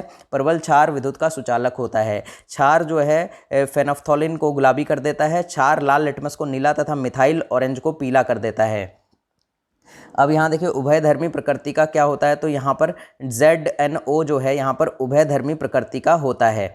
अगला देखिएगा यहाँ पर कि नीला थोथा का रासायनिक नाम क्या है, तो नीला थोथा का जो है कॉपर सल्फेट इसका रासायनिक नाम है। इसका रासायनिक नाम बहुत पूछा जाता है, कॉपर सल्फेट। नीला थोथा क्या है, नीला थोथा। अगला देखिएगा यहाँ पर नेक्स्ट यहाँ पर लिटमस विलयन से क्या निष्कासित किया जाता है, तो लिटमस विलयन लाइकेन से निष्कासित किया जाता है। किससे निष्कासित किया जाता है, तो लाइकेन से निष्कासित किया जाता है। और यहाँ पर देखिए लिटमस जल में घुलनशील विभिन्न रंजकों का एक मिश्रण होता है। थैलोपाइटा समूह के लाइकेन नामक पौधे से ये निकलता है। लिटमस विलयन न तो अम्लीय होता है और न ही क्षारीय, तब यह बैंगनी रंग का होता है। सिट्रिक यानी कि C6H8 और O7 अम्ल मुख्य रूप से में किस में होता है, तो ये मुख्य रूप में नींबू में होते हैं। नेक्स्ट यहाँ पर देखिए सिट्रिक C6H8 और O7 अम्ल मुख्य रूप से नींबू में होता है। दूध में लैक्टिक अम्ल होता है। सेब में मैलिक अम्ल होता है और प्रोटीन में अमीनो अम्ल होता है। धोने के सोडे का रासायनिक सूत्र क्या है, तो धोने के सोडे का जो रासायनिक सूत्र है Na2CO3 है। खाने के सोडे का रासायनिक सूत्र NaHCO3 होता है। H2SO4 सल्फ्यूरिक अम्ल का रासायनिक सूत्र है। H2CO3 कार्बनिक अम्ल का रासायनिक सूत्र है। नीचे दी गई किस परमाणु संख्या वाले तत्व के रासायनिक गुण मैग्नीशियम के समान होते हैं, तो C4 परमाणु वाले संख्या वाले तत्व के रासायनिक गुण मैग्नीशियम के समान होते हैं। आधुनिक आवर्त सारणी में तत्वों के भौतिक व रासायनिक गुण उनके परमाणु क्रमांकों के आवर्ती फलन होते हैं। किसी तत्व के बाह्य कोश में उपस्थित इलेक्ट्रॉनों की संख्या समान हो तो वे समान भौतिक व रासायनिक गुण प्रदर्शित करते हैं। बेरिलियम का इलेक्ट्रॉन विन्यास जो है वो 2 और मैग्नीशियम का इलेक्ट्रॉनिक विन्यास 2-8-2, अतः बेरिलियम तथा मैग्नीशियम का रासायनिक गुण यहाँ पर समान होते हैं। आधुनिक आवर्त सारणी के किस समूह में हैलोजन रखा जाता है, तो आधुनिक आवर्त सारणी में हैलोजन को 17th में रखा जाता है। अगला यहाँ देखिएगा क्वेश्चन, यहाँ पर इसकी हम एक्सप्लेनेशन नहीं देखेंगे। परमाणु क्रमांक 57 वाला तत्व संबंध रखता है, तो किससे संबंध रखता है, तो 57 वाले D ब्लॉक से यहाँ पर ये संबंध रखते हैं। यहाँ देखिए चौथे आवर्त और दूसरे समूह में कौन सा यहाँ पर तत्व मौजूद है, तो यहाँ पर कैल्शियम जो है चौथे आवर्त और दूसरे समूह में मौजूद तत्व है। पौधे को हरा रंग देने वाले कार्बनिक यौगिक क्लोरोफिल में भी मैग्नीशियम उपस्थित रहता है। पोटेशियम आवर्त सारणी के प्रथम मुख्य समूह का तत्व है। पोटेशियम एक संयोजित यौगिक बनाता है। अगला देखिए धातु पर पृथ्वी पर सबसे प्रचुर मात्रा में क्या पाई जाती है, तो यहाँ देखिएगा एल्युमिनियम धातु पृथ्वी पर सबसे प्रचुर मात्रा में पाई जाती है। एल्युमिनियम सबसे प्रचुर मात्रा में पृथ्वी पर पाई जाती है। नेक्स्ट यहाँ देखिएगा क्वेश्चन की तांबा संक्रमण तत्व है और तांबे का निष्कर्षण मुख्यतः कॉपर पायराइट्स अयस्क से किया जाता है। फफोलेदार तांबा को अशुद्ध तांबा कहते हैं। जस्ता जिंक ब्लेंड और कैलामाइन अयस्क के रूप में प्रचुर मात्रा में मिलता है। लेड जो है आर्द्र वायु के साथ प्रतिक्रिया करके पहले हाइड्रोक्साइड का फिर कार्बोनेट का परत बनाता है। यहाँ पर देखिएगा किसके अनुसार तत्वों के गुणधर्म उनके परमाणु भारों के आवर्ती फलन होते हैं। तो इसका हम एक्सप्लेनेशन देख लेते हैं। तो मेंडलीफ का जो आवर्ती नियम है उसके अनुसार तत्वों के गुणधर्म उनके परमाणु भारों के आवर्ती फलन होते हैं। डोबेराइनर ने प्लेटिनम उत्प्रेरक पहली बार खोजा था। मेंडलीफ की आवर्त सारणी में कुल 9 वर्ग हैं। मेंडलीफ आवर्त सारणी में सामान्य तत्व एवं संक्रमण तत्व अलग अलग नहीं प्रदर्शित किए गए हैं। निम्न में से तत्वों का कौन सा वर्गीकरण परमाणु संख्या पर आधारित है। तो यहाँ पर आधुनिक आवर्त सारणी जो है परमाणु संख्या पर आधारित है। आवर्त सारणी के किसी वर्ग में ऊपर से नीचे की ओर परमाणु का आकार या परमाणु की त्रिज्या का मान बढ़ता है। और यहाँ पर डोबेरिनर ने प्लेटिनम उत्प्रेरक पहली बार खोजा था। न्यूलैंड्स ने ऑक्टेव अष्टक का नियम यहाँ पर दिया था। न्यूलैंड्स की तालिका में CO तथा Ni को हेलोजन के साथ रखा गया है। अगला यहाँ पर कौन सा तत्व समूह 17 से संबंधित नहीं है। तो यहाँ पर ऑर्गन जो है वो 17 से संबंधित नहीं है। ऑर्गन निष्क्रिय गैस है। नाइट्रोजन और ऑक्सीजन के बाद ऑर्गन पृथ्वी के वायुमंडल की सबसे अधिक मात्रा की गैस है। ऑर्गन को वायु से प्रभाजी आसवन की प्रक्रिया द्वारा अलग किया जाता है। यहाँ पर देखिए 7वां आवर्त, तो यहाँ पर 32 तत्वों के साथ अपूर्ण है। ठीक है, अगला देखिएगा यहाँ पर कि किसी तत्व का इलेक्ट्रॉनिक विन्यास 285 है, उस तत्व का नाम क्या होगा। तो किसी तत्व का इलेक्ट्रॉनिक विन्यास अगर 285 है तो उस तत्व का नाम फॉस्फोरस है। फॉस्फोरस से फॉस्कर ब्रांज मिश्र धातु तैयार किए जाते हैं। अब यहाँ देखिए थर्ड सेक्शन जो हमारा आता है वो आता है यहाँ पर फिजिक्स का। केमिस्ट्री के भी बहुत सारे क्वेश्चन हमने एक बार स्किप किए हैं। आप यहाँ पर इसका PDF लीजिए और PDF लेने के बाद जो है आप उन क्वेश्चंस को सॉल्व करिएगा, क्योंकि ज़्यादातर क्वेश्चन यहाँ पर न्यूमेरिकल बेस्ड हैं, जिनको कि यहाँ पर सिर्फ बोलते रहने से नहीं होगा, क्योंकि उनका सॉल्यूशन भी हमें कराना पड़ेगा। तो यहाँ देखिए फिजिक्स में भी आपको ज़्यादा से ज़्यादा क्वेश्चन यहाँ पर न्यूमेरिकल देखने को मिलेंगे। तो यहाँ पर फिजिक्स का हम आपको फिर भी कुछ क्वेश्चन यहाँ दिखा देते हैं। और यहाँ देखिए 1 माइक्रोमीटर किसके बराबर है। तो 1 माइक्रोमीटर किसके बराबर है, तो 10⁻⁻6 m के बराबर होती है। अब यहाँ देखिए आपको कुछ यहाँ पर देखिए आपको डेसिबल के लिए D यहाँ पर आपका सिंबल मिल जाएगा, उपसर्ग क्या है डेसी। सेंटीमीटर के लिए C यहाँ पर मिल जाएगा, जिसकी यहाँ पर 10 की घात जो है 10⁻⁻1 10 की घात -2। और यहाँ देखिए ये सभी तत्वों का यहाँ पर आपको दिया गया है। निम्न में से किन भौतिक मात्राओं की इकाई एक समान है। अब यहाँ देखिए एक समान पूछा गया है, तो यहाँ पर आपका आंसर हो जाएगा कार्य और ऊर्जा। कार्य और ऊर्जा जो है इनकी भौतिक मात्राओं की इकाई क्या है, एक समान है। ठीक है, अब यहाँ पर आपको पूरी लिस्ट दी गई है, तो इसमें आप उसको चेक कर सकते हैं। कार्य का मात्रक क्या होता है, तो यहाँ पर जूल जो है ये कार्य का मात्रक है। तो शक्ति का मात्रक क्या होता है, वॉट है। और बल का ऐसा ही मात्रक क्या है, न्यूटन है। यहाँ देखिएगा नेक्स्ट पर देखिएगा तो बल का CGS मात्रक क्या है, तो बल का CGS मात्रक जो है यहाँ पर डाइन है। ऊर्जा का ऐसा ही मात्रक क्या है, जूल है। बाहर एवं जल का समान मात्रक क्या होता है, भार एवं बल का जो मात्रक है वो समान मात्रक होता है। प्लांक नियतांक एवं कोणीय संवेग का जो समान मात्रक होता है। और पारसेक किसकी इकाई है, तो पारसेक जो है वो दूरी की इकाई है। पारसेक यह दूरी नापने की सबसे बड़ी इकाई मानी जाती है। एक पारसेक किसके बराबर होता है, 3.26 × 10⁻16 मीटर के बराबर होती है। और एक पारसेक बराबर 3.26 प्रकाश वर्ष होते हैं। प्रकाश वर्ष क्या होता है, प्रकाश वर्ष द्वारा निर्वात एक वर्ष में तय की गई कुल दूरी एक प्रकाश वर्ष कहलाती है। एक प्रकाश वर्ष = 9.467 × 10⁻15 मीटर होता है। अदिश राशि के उदाहरण कौन से हैं, इसके ऊपर हमारा एक प्रॉपर वीडियो है कि अदिश राशि और सदिश राशियाँ कौन कौन सी होती हैं। तो वो आप उस वीडियो को अगर देख लेंगे तो आप पूरी तरह से क्लियर हो जाएंगे। हमारी एक प्लेलिस्ट बनी हुई है जीके की पाठशाला की प्लेलिस्ट में जाइएगा और रेलवे ग्रुप डी की प्लेलिस्ट में जाइएगा, रेलवे एनटीपीसी की प्लेलिस्ट में जाइएगा, वो वीडियो आपको मिल जाएगा। उस वीडियो को देख लीजिएगा। आपका अदिश राशि और सदिश राशि से कोई भी क्वेश्चन एग्जाम में आएगा तो आप उसे 100% कर पाएंगे, ये मेरी गारंटी है। अगला देखिएगा यहाँ पर इसी के अंदर की अदिश राशि के उदाहरण कौन से, तो अदिश राशि के उदाहरण देखिए यहाँ पर देखिए यहाँ पर भौतिक राशि जिसमें केवल परिमाण हो, दिशा नहीं हो, अदिश राशि कहलाती है। यहाँ देखिए अदिश से ही पता लग रहा है कि दिशा नहीं हो, अदिशा। ठीक है, तो जहाँ पर दिशा नहीं हो वो क्या कहलाएगा, यहाँ पर अदिश राशि कहलाएगी। और अदिश राशि के उदाहरण क्या क्या हैं, द्रव्यमान हो गया, कार्य हो गया, ऊर्जा हो गया, शक्ति हो गया, क्षेत्रफल हो गया, घनत्व हो गया, चाल हो गया, दाब हो गया, आयतन हो गया, दूरी हो गया, समय हो गया, विभव हो गया, ताप हो गया और यहाँ पर धारा हो गया। तो ये सभी क्या हैं, अदिश राशि के उदाहरण हैं। नेक्स्ट है यहाँ पर देखिए ये फिर से आपका न्यूमेरिकल क्वेश्चन दिया गया है और आपको इसके अंदर देखिए फिजिक्स के अंदर आपको न्यूमेरिकल क्वेश्चन ही ज़्यादा देखने को मिलेंगे। तो इसीलिए हम यहाँ पर न्यूमेरिकल क्वेश्चन, मैंने आपको स्टार्टिंग में ही कहा था कि न्यूमेरिकल क्वेश्चन हम नहीं करेंगे, क्योंकि न्यूमेरिकल क्वेश्चन के लिए यहाँ पर सारी चीज़ें कंसेप्ट आपको बताना पड़ेगा, जिसमें कि काफ़ी ज़्यादा यहाँ पर टाइम लगने वाला है। अब यहाँ देखिए एक क्वेश्चन देख लेते हैं। हाँ, ये बिल्कुल न्यूमेरिक नहीं है, तो इसको हम देखते हैं। रॉकेट लॉन्चिंग कौन से नियम पर आधारित है? तो रॉकेट लॉन्चिंग कौन से नियम पर आधारित है? तो रॉकेट लॉन्चिंग जो है न्यूटन के गति के तीसरे नियम पर आधारित है। अब देखिए न्यूटन की गति के तीसरे नियम के उदाहरण कौन कौन से हैं वो भी देख लेते हैं। तो देखिए यहाँ पर न्यूटन की गति के तीसरे नियम के उदाहरण देखिए, ये ध्यान रखिएगा क्योंकि ये एग्जाम में काफ़ी पूछा जाता है कि जमीन पर चलते समय जमीन पर चोट कर जाना, ये न्यूटन की गति का तीसरा नियम है। पानी में तैरते समय पानी पर चोट करना, नाव से कूदने पर नाव का पीछे की ओर हटना। सर आइजैक न्यूटन ने 1687 ईस्वी में गति के 3 नियमों का प्रतिपादन किया। अपनी पुस्तक प्रिंसिपिया में तीनों नियमों का उन्होंने उल्लेख किया है। बल की परिभाषा को किसके आधार पर यहाँ पर व्याख्यायित किया जा सकता है?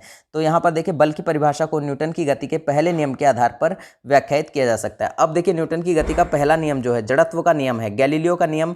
इस नियम के अनुसार अगर कोई वस्तु स्थिर है तो वह स्थिर में रहना चाहता है, और जब गति में है तो गति में ही रहना चाहता है, लेकिन जब तक कोई बाह्य बल ना लगे।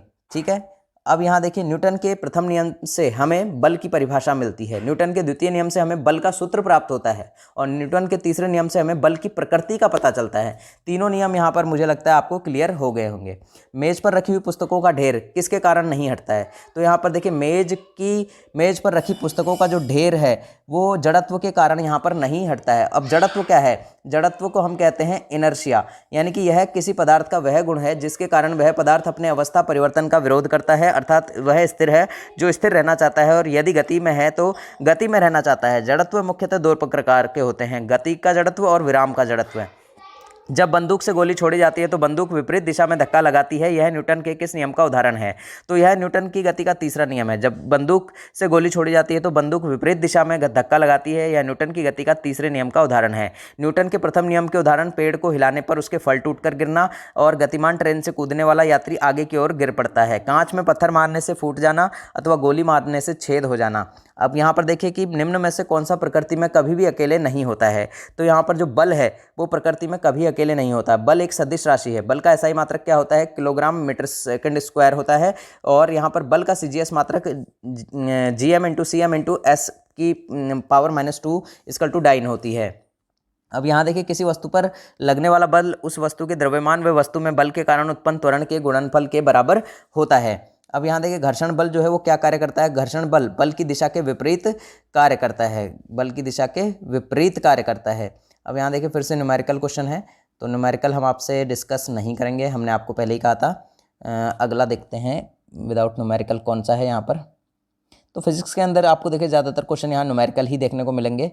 अगला देखते हैं, यहाँ देखिए न्यूमेरिकल जो है नहीं दिखेगा, उसे हम करेंगे। यहाँ देखिए बिल्कुल, अब देखिए विदाउट न्यूमेरिकल आया है एक क्वेश्चन। तो यहाँ देखिएगा कि पृथ्वी वस्तुओं को अपनी ओर आकर्षित करती है, इसका क्या कारण है? तो इसका कारण क्या है? गुरुत्वाकर्षण बल है। पृथ्वी अपनी ओर आकर्षित करती है तो इसका कारण गुरुत्वाकर्षण बल है। 2 द्रव्यमान युक्त वस्तु के बीच गुरुत्वाकर्षण बल का लगना अनिवार्य है। गुरुत्वाकर्षण बल केवल आकर्षण बल है। गुरुत्वीय त्वरण का मान फेंके जाने पर वस्तु के द्रव्यमान पर निर्भर नहीं करता है। नेक्स्ट देखते हैं, चंद्रमा पर आवाज़ क्यों नहीं सुनी जा सकती है? यहाँ पर देखिए चंद्रमा पर कोई वायुमंडल नहीं है, और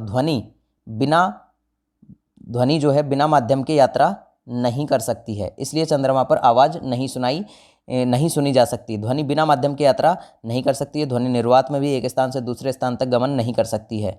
और यहाँ देखिए कि चंद्रमा पर किसी वस्तु का भार पृथ्वी की तुलना में g/16 हो जाएगा, g/6 हो जाएगा, g/6 हो जाएगा। और यहाँ देखिए तथा सूर्य पर पृथ्वी की तुलना में 27 गुना हो जाता है। अब यहाँ देखिए g का मान किसके साथ बढ़ता जाता है? g का मान जो है ऊंचाई में कमी के साथ यहाँ पर बढ़ता चला जाता है, और पृथ्वी तल से नीचे जाने पर जी का मान जो है घटता चला जाता है। पृथ्वी तल से ऊपर जाने पर जी का मान घटता जाता है, और ध्रुवों पर जी का मान अधिकतम होता है। विषुवत रेखा पर जी का मान न्यूनतम होता है। तो कभी बार आपसे क्वेश्चन पूछा गया था रेलवे के अंदर की विषुवत रेखा पर जी का मान क्या होता है? तो विषुवत रेखा पर ध्यान रखिएगा न्यूनतम होता है। एक सेट में आपसे पूछा गया कि ध्रुवों पर जी का मान कैसा होता है? तो ध्रुवों पर जी का मान जो है वो अधिकतम होता है। पृथ्वी की सतह पर पलायन वेग जो है वो कितना होता है? तो पलायन वेग हमेशा ध्यान रखिएगा 11.2 किलोमीटर प्रति सेकंड होता है पृथ्वी पर। ठीक है, पलायन वेग का मान भिन्न भिन्न ग्रहों के लिए भिन्न भिन्न होता है। अब यहाँ देखिए जी का मान, तो जी का मान पृथ्वी के केंद्र की ओर जाने पर कम होगा। यदि पृथ्वी अपने कक्ष के चारों ओर घूमना बंद कर दे तो जी के मान में वृद्धि हो जाएगी। यह विषुवत रेखा पर न्यूनतम तथा ध्रुवों पर सबसे अधिक होगी। ये बात मैंने आपको पहले भी बता दी है। यदि समान द्रव्यमान की दो वस्तुओं को मुक्त रूप से ऊपर से गिराया जाए तो उनमें उत्पन्न त्वरण जो है वो समान होगा। पृथ्वी के तल से नीचे जाने पर जी का मान जो है वो घटता जाता है। अगला क्वेश्चन फिर से यहाँ पर न्यूमेरिकल आ जाता है, तो न्यूमेरिकल क्वेश्चन को तो हम अभी नहीं करेंगे, इस क्वेश्चन को कर लेते हैं। लट्टू को घूमना जो है वो किसका एक उदाहरण है? तो लट्टू का घूमना किसका एक उदाहरण है? तो केंद्राभिमुख बल का उदाहरण है। और ये क्वेश्चन भी आपसे रेलवे एनटीपीसी के अंदर पूछा गया था। सीबीटी 2 में भी ये क्वेश्चन पूछा गया और सीबीटी 1 के अंदर भी ये क्वेश्चन कई सारे सेट्स के अंदर पूछा गया था। आपको यकीन ना हो तो सेट उठाइएगा, आज ही हमारे चैनल पर दिए हुए हैं, उन वीडियो को देख डालिएगा। उनमें आपको क्लियरली दिखेगा कि ये क्वेश्चन पूछा गया था या फिर नहीं पूछा गया था। तो लट्टू को घुमाना क्या है? केंद्राभिमुख बल है। और अभी केंद्र बल को केंद्राभिमुख बल भी कहते हैं। और अपकेंद्र बल एक काल्पनिक बल है। अपकेंद्र बल का परिमाण अभिकेंद्र बल के परिमाण के बराबर होता है, लेकिन दिशा यहाँ पर विपरीत होती है। नेक्स्ट देखिएगा यहाँ पर, बिल्कुल इस क्वेश्चन को भी कर लेते हैं। एक वस्तु स्थिर चाल से एक वृत्त पर चल रही है, तो इसका जो अंदर की ओर जो त्रिज्य त्वरण है, इसमें अंदर की ओर क्या लगा हुआ है? त्रिज्य त्वरण जो है लगा हुआ है। कोणीय वेग में परिवर्तन की दर कोणीय त्वरण कहते हैं। अब यहाँ कोणीय त्वरण का जो मात्रक है वो रेडियन बटे सेकंड स्क्वायर होता है और यह कोणीय वेग की दिशा में परिवर्तन के कारण होता है। और फिर से सभी क्वेश्चन आपके आ जाते हैं न्यूमेरिकल, और देखते हैं विदाउट न्यूमेरिकल कोई क्वेश्चन आता है क्या। तो यहाँ पर आपके बिल्कुल यहाँ देखिएगा जरा सा, जल की गिरती हुई बूंद किस गुणधर्म के कारण गोलाकार होती है? तो जल की बूंदें गोल क्यों होती हैं जब गिरती हैं? तो देखिए जल की गिरती हुई बूंद जल का पृष्ठीय तनाव गुणधर्म के कारण गोलाकार होती हैं और तापमान बढ़ने से द्रव के पृष्ठ तनाव का मान घटता है और क्रांतिक ताप पर शून्य हो जाता है। पृष्ठ तनाव के कारण ही पानी से बाहर निकलने पर शेविंग ब्रश के बाल आपस में चिपक जाते हैं। पतली सुई पृष्ठ तनाव के कारण ही पानी में तैराई जा सकती है। समुद्र की लहरों को शांत करने के लिए उन पर तेल डाल दिया जाता है। यहाँ अगला एक और क्वेश्चन था हमारा, जो कि यहाँ पर आपके न्यूमेरिकल से नहीं था, तो वो क्वेश्चन भी देख लेते हैं। बिल्कुल ये रहा। तो यहाँ देखिए, रेफ्रिजरेटर में खाद्य पदार्थ ताज़ा रखने हेतु सुरक्षित तापमान क्या है? तो यहाँ देखिएगा खाद्य पदार्थ जो है सुरक्षित रखने हेतु जो आपका सुरक्षित तापमान है वो 4 डिग्री सेल्सियस है। यानी कि रेफ्रिजरेटर में खाद्य पदार्थ ताज़ा रखने हेतु सुरक्षित तापमान कितना होगा? 4 डिग्री सेल्सियस। अत्यधिक ठंडे प्रदेशों में जहाँ पानी जो है बर्फ़ बन जाता है, वहाँ कभी कभी पानी के पाइप जो है वो फट जाते हैं। अगला है यहाँ पर बर्फ़ के पिघलने के बाद आयतन घटता जाता है, और अगर जल को 2 डिग्री सेल्सियस से 6 डिग्री सेल्सियस तक गर्म किया जाता है तो पहले आयतन घटता है, फिर न्यूनतम होता है और फिर बढ़ता चला जाता है। अगर जल को 2 डिग्री से लेकर 6 डिग्री सेल्सियस तक गर्म किया जाता है तो पहले घनत्व बढ़ता है, फिर महत्तम होता है और फिर घटता है। गाड़ी के रेडिएटर में जल का प्रयोग किस कारण से किया जाता है? तो गाड़ी के रेडिएटर में जल का प्रयोग उच्च विशिष्ट ऊष्माधारिता से किया जाता है। नेक्स्ट यहाँ क्वेश्चन देखिएगा कि पानी का हिमांक बिंदु कितना है? तो पानी का जो हिमांक बिंदु है वो है 32 डिग्री फ़ारेनहाइट। आदर्श मशीन की दक्षता 100% होती है, लेकिन यह वास्तविक रूप में संभव नहीं है। पृथ्वी का तापमान बहुत अधिक बढ़ना या धीरे धीरे बढ़ता है तो उसे ग्लोबल वार्मिंग जो है ये कहलाता है। परम शून्य ताप को कौन दर्शाता है? तो परम शून्य से 273 डिग्री सेल्सियस ताप को दर्शाता है। अल्फा बीटा गामा का एसआई मात्रक जो है वो केल्विन होता है, K-1 होता है, और अल्फा अनुपात बीटा अनुपात गामा 1:2:3 में होती है। इलेक्ट्रॉनिक आयरन में ऑटो कट प्रसार गुणांक पर आधारित है। बर्फ के पिघलने के बाद आयतन जो है घटता है। अगला क्वेश्चन फिर से विदाउट न्यूमेरिकल, कि बर्फ बनी झील के अंदर मछलियां जीवित रहती हैं क्योंकि यहाँ पर झील की तली पर बर्फ नहीं जमी होती है। देखिए बर्फ बनी झील के अंदर मछलियाँ जीवित रहती हैं क्योंकि झील की तली पर बर्फ जो है वो नहीं जमी रहती है। सामान्य ताप बढ़ाने पर द्रव का आयतन बढ़ता है। ताप बढ़ने पर आयतन प्रसार गुणांक ठोस की तुलना में 10 गुना बड़ा होता है। ताप बढ़ाने पर द्रव का घनत्व जो है वो घटता है। वायु का ताप गिरने पर झीलों की सतह का जल ठंडा होता है। अगला क्वेश्चन फिर से यहाँ पर विदाउट न्यूमेरिकल, कि मिट्टी के बने घड़े में भरा जल ठंडा हो जाता है क्योंकि यहाँ पर जो मिट्टी के घड़े होते हैं, घड़े के छिद्रों से जल बाहर आकर वाष्पित होता है। मिट्टी के बने जो घड़े होते हैं उनमें भरा जल ठंडा होता है क्योंकि घड़े के बाहर जो छिद्र होते हैं उनसे जल बाहर आकर उसमें वाष्पित होता रहता है, और द्रव अवस्था से गैस अवस्था में परिवर्तन जो है ये आपका वाष्पीकरण कहलाता है। वाष्पन एक ऐसी अभिक्रिया है जो एक निश्चित ताप से पहले भी हो सकती है। अगला क्वेश्चन फिर से देखिएगा यहाँ पर कि पहाड़ की चोटियों पर आलू को पकाने में अधिक समय लगता है, क्योंकि यहाँ पर जो पहाड़ की चोटियाँ हैं उन पर आलूओं को पकाने में जो समय लगेगा, क्योंकि वायुमंडलीय दाब जो है वहाँ पर कम हो जाता है। अशुद्धियों की स्थिति में क्वथनांक बढ़ जाता है, जबकि हिमांक जो है वो घट जाता है। यहाँ पर ठोस CO2 को उच्च दाब पर संग्रहित किया जाता है। एक वायुमंडलीय दाब पर यह ठोस अवस्था से सीधे गैस में परिवर्तित हो जाती है। ठोस CO2 को शुष्क बर्फ भी कहते हैं। नेक्स्ट यहाँ पर बर्फ़ के दो टुकड़ों को आपस में दबाने पर टुकड़े आपस में चिपक जाते हैं, क्योंकि यहाँ पर देखिए दाब अधिक होने से बर्फ़ का गलनांक घट जाता है। साधारण वायुमंडलीय दाब पर वह तापमान जिस पर ठोस पिघलकर द्रव बन जाता है गलनांक कहलाता है। किसी ठोस का गलनांक उसके कणों के बीच के आकर्षण बल के सामर्थ्य को दर्शाता है। ठोस का गलनांक अधिक होने पर ठोस के कणों के मध्य आकर्षण बल भी अधिक होता है। वायुमंडलीय दाब पर बर्फ का गलनांक 0 डिग्री सेल्सियस होता है। पहाड़ों पर पानी निम्न ताप पर उबलने लगता है, तो पहाड़ों पर 100 डिग्री सेल्सियस से कम ताप पर पानी जो है उबलने लगता है। प्रेशर कुकर के अंदर दाब उच्च होता है, अतः जल 100 डिग्री सेल्सियस से अधिक ताप पर उबलता है। इस प्रकार प्रेशर कुकर में खाना कम समय में पक जाता है। अशुद्धियों की उपस्थिति में क्वथनांक बढ़ जाता है, जबकि हिमांक घट जाता है। ठोस CO2 को उच्च दाब पर संग्रहित किया जाता है और ठोस CO2 को शुष्क बर्फ भी कहते हैं। ये सबसे तगड़ा क्वेश्चन है, इससे स्टार मार्क कर लीजिएगा। आपके एग्जाम में ये पूछा जाएगा, किसी ना किसी एग्जाम में ये आपके ज़रूर पूछा जाएगा। पेरिस्कोप में निम्न में से किसका प्रयोग किया जाता है? तो पेरिस्कोप में ध्यान रखिएगा साधारण शीशे का प्रयोग किया जाता है और पेरिस्कोप को परिदर्शी भी कहा जाता है। यह एक प्रकाशिक यंत्र है जिसके द्वारा प्रेक्षक छिपा रहकर भी अपने चारों ओर के वातावरण को देख सकता है। इसका उपयोग पनडुब्बी, युद्धपोत, क्रूजर, युद्ध क्षेत्र में छुपे सैनिकों द्वारा लक्ष्य को देखने के लिए किया जाता है। ध्यान रखिएगा पेरिस्कोप। अगला यहाँ पर देखिए आपको सुमेलित करना है पहली सूची को दूसरी सूची से, तो हम इसकी पूरी एक्सप्लेनेशन ही देख लेते हैं। तो हाइग्रोमीटर किसके लिए काम आता है? वायुमंडलीय आर्द्रता के लिए। स्पिग्मोमैनोमीटर आता है रक्तदाब यानी कि ब्लड प्रेशर को नापने के लिए। बोलोमीटर आता है विकिरण ऊर्जा के लिए और पायरोमीटर आता है उच्च ताप के लिए। तो इस तरह से हमारा साइंस का सेक्शन भी खत्म होता है। तो पूरे यहाँ पर सभी क्वेश्चंस को सॉल्व करने के लिए, सभी चीज़ों को देखने के लिए, मैथ्स को देखने के लिए, रीजनिंग को देखने के लिए भी आप जल्दी से इसका PDF परचेस कर लीजिए। बहुत ही नाममात्र के मूल्य में आपको मिल रहा है। आपके रेलवे ग्रुप डी की तैयारी से ये ज़्यादा महंगा नहीं है, तो इसीलिए रेलवे ग्रुप डी की तैयारी अगर आप सीरियस होकर कर रहे हैं तो इस PDF को ज़रूर खरीद लीजिएगा।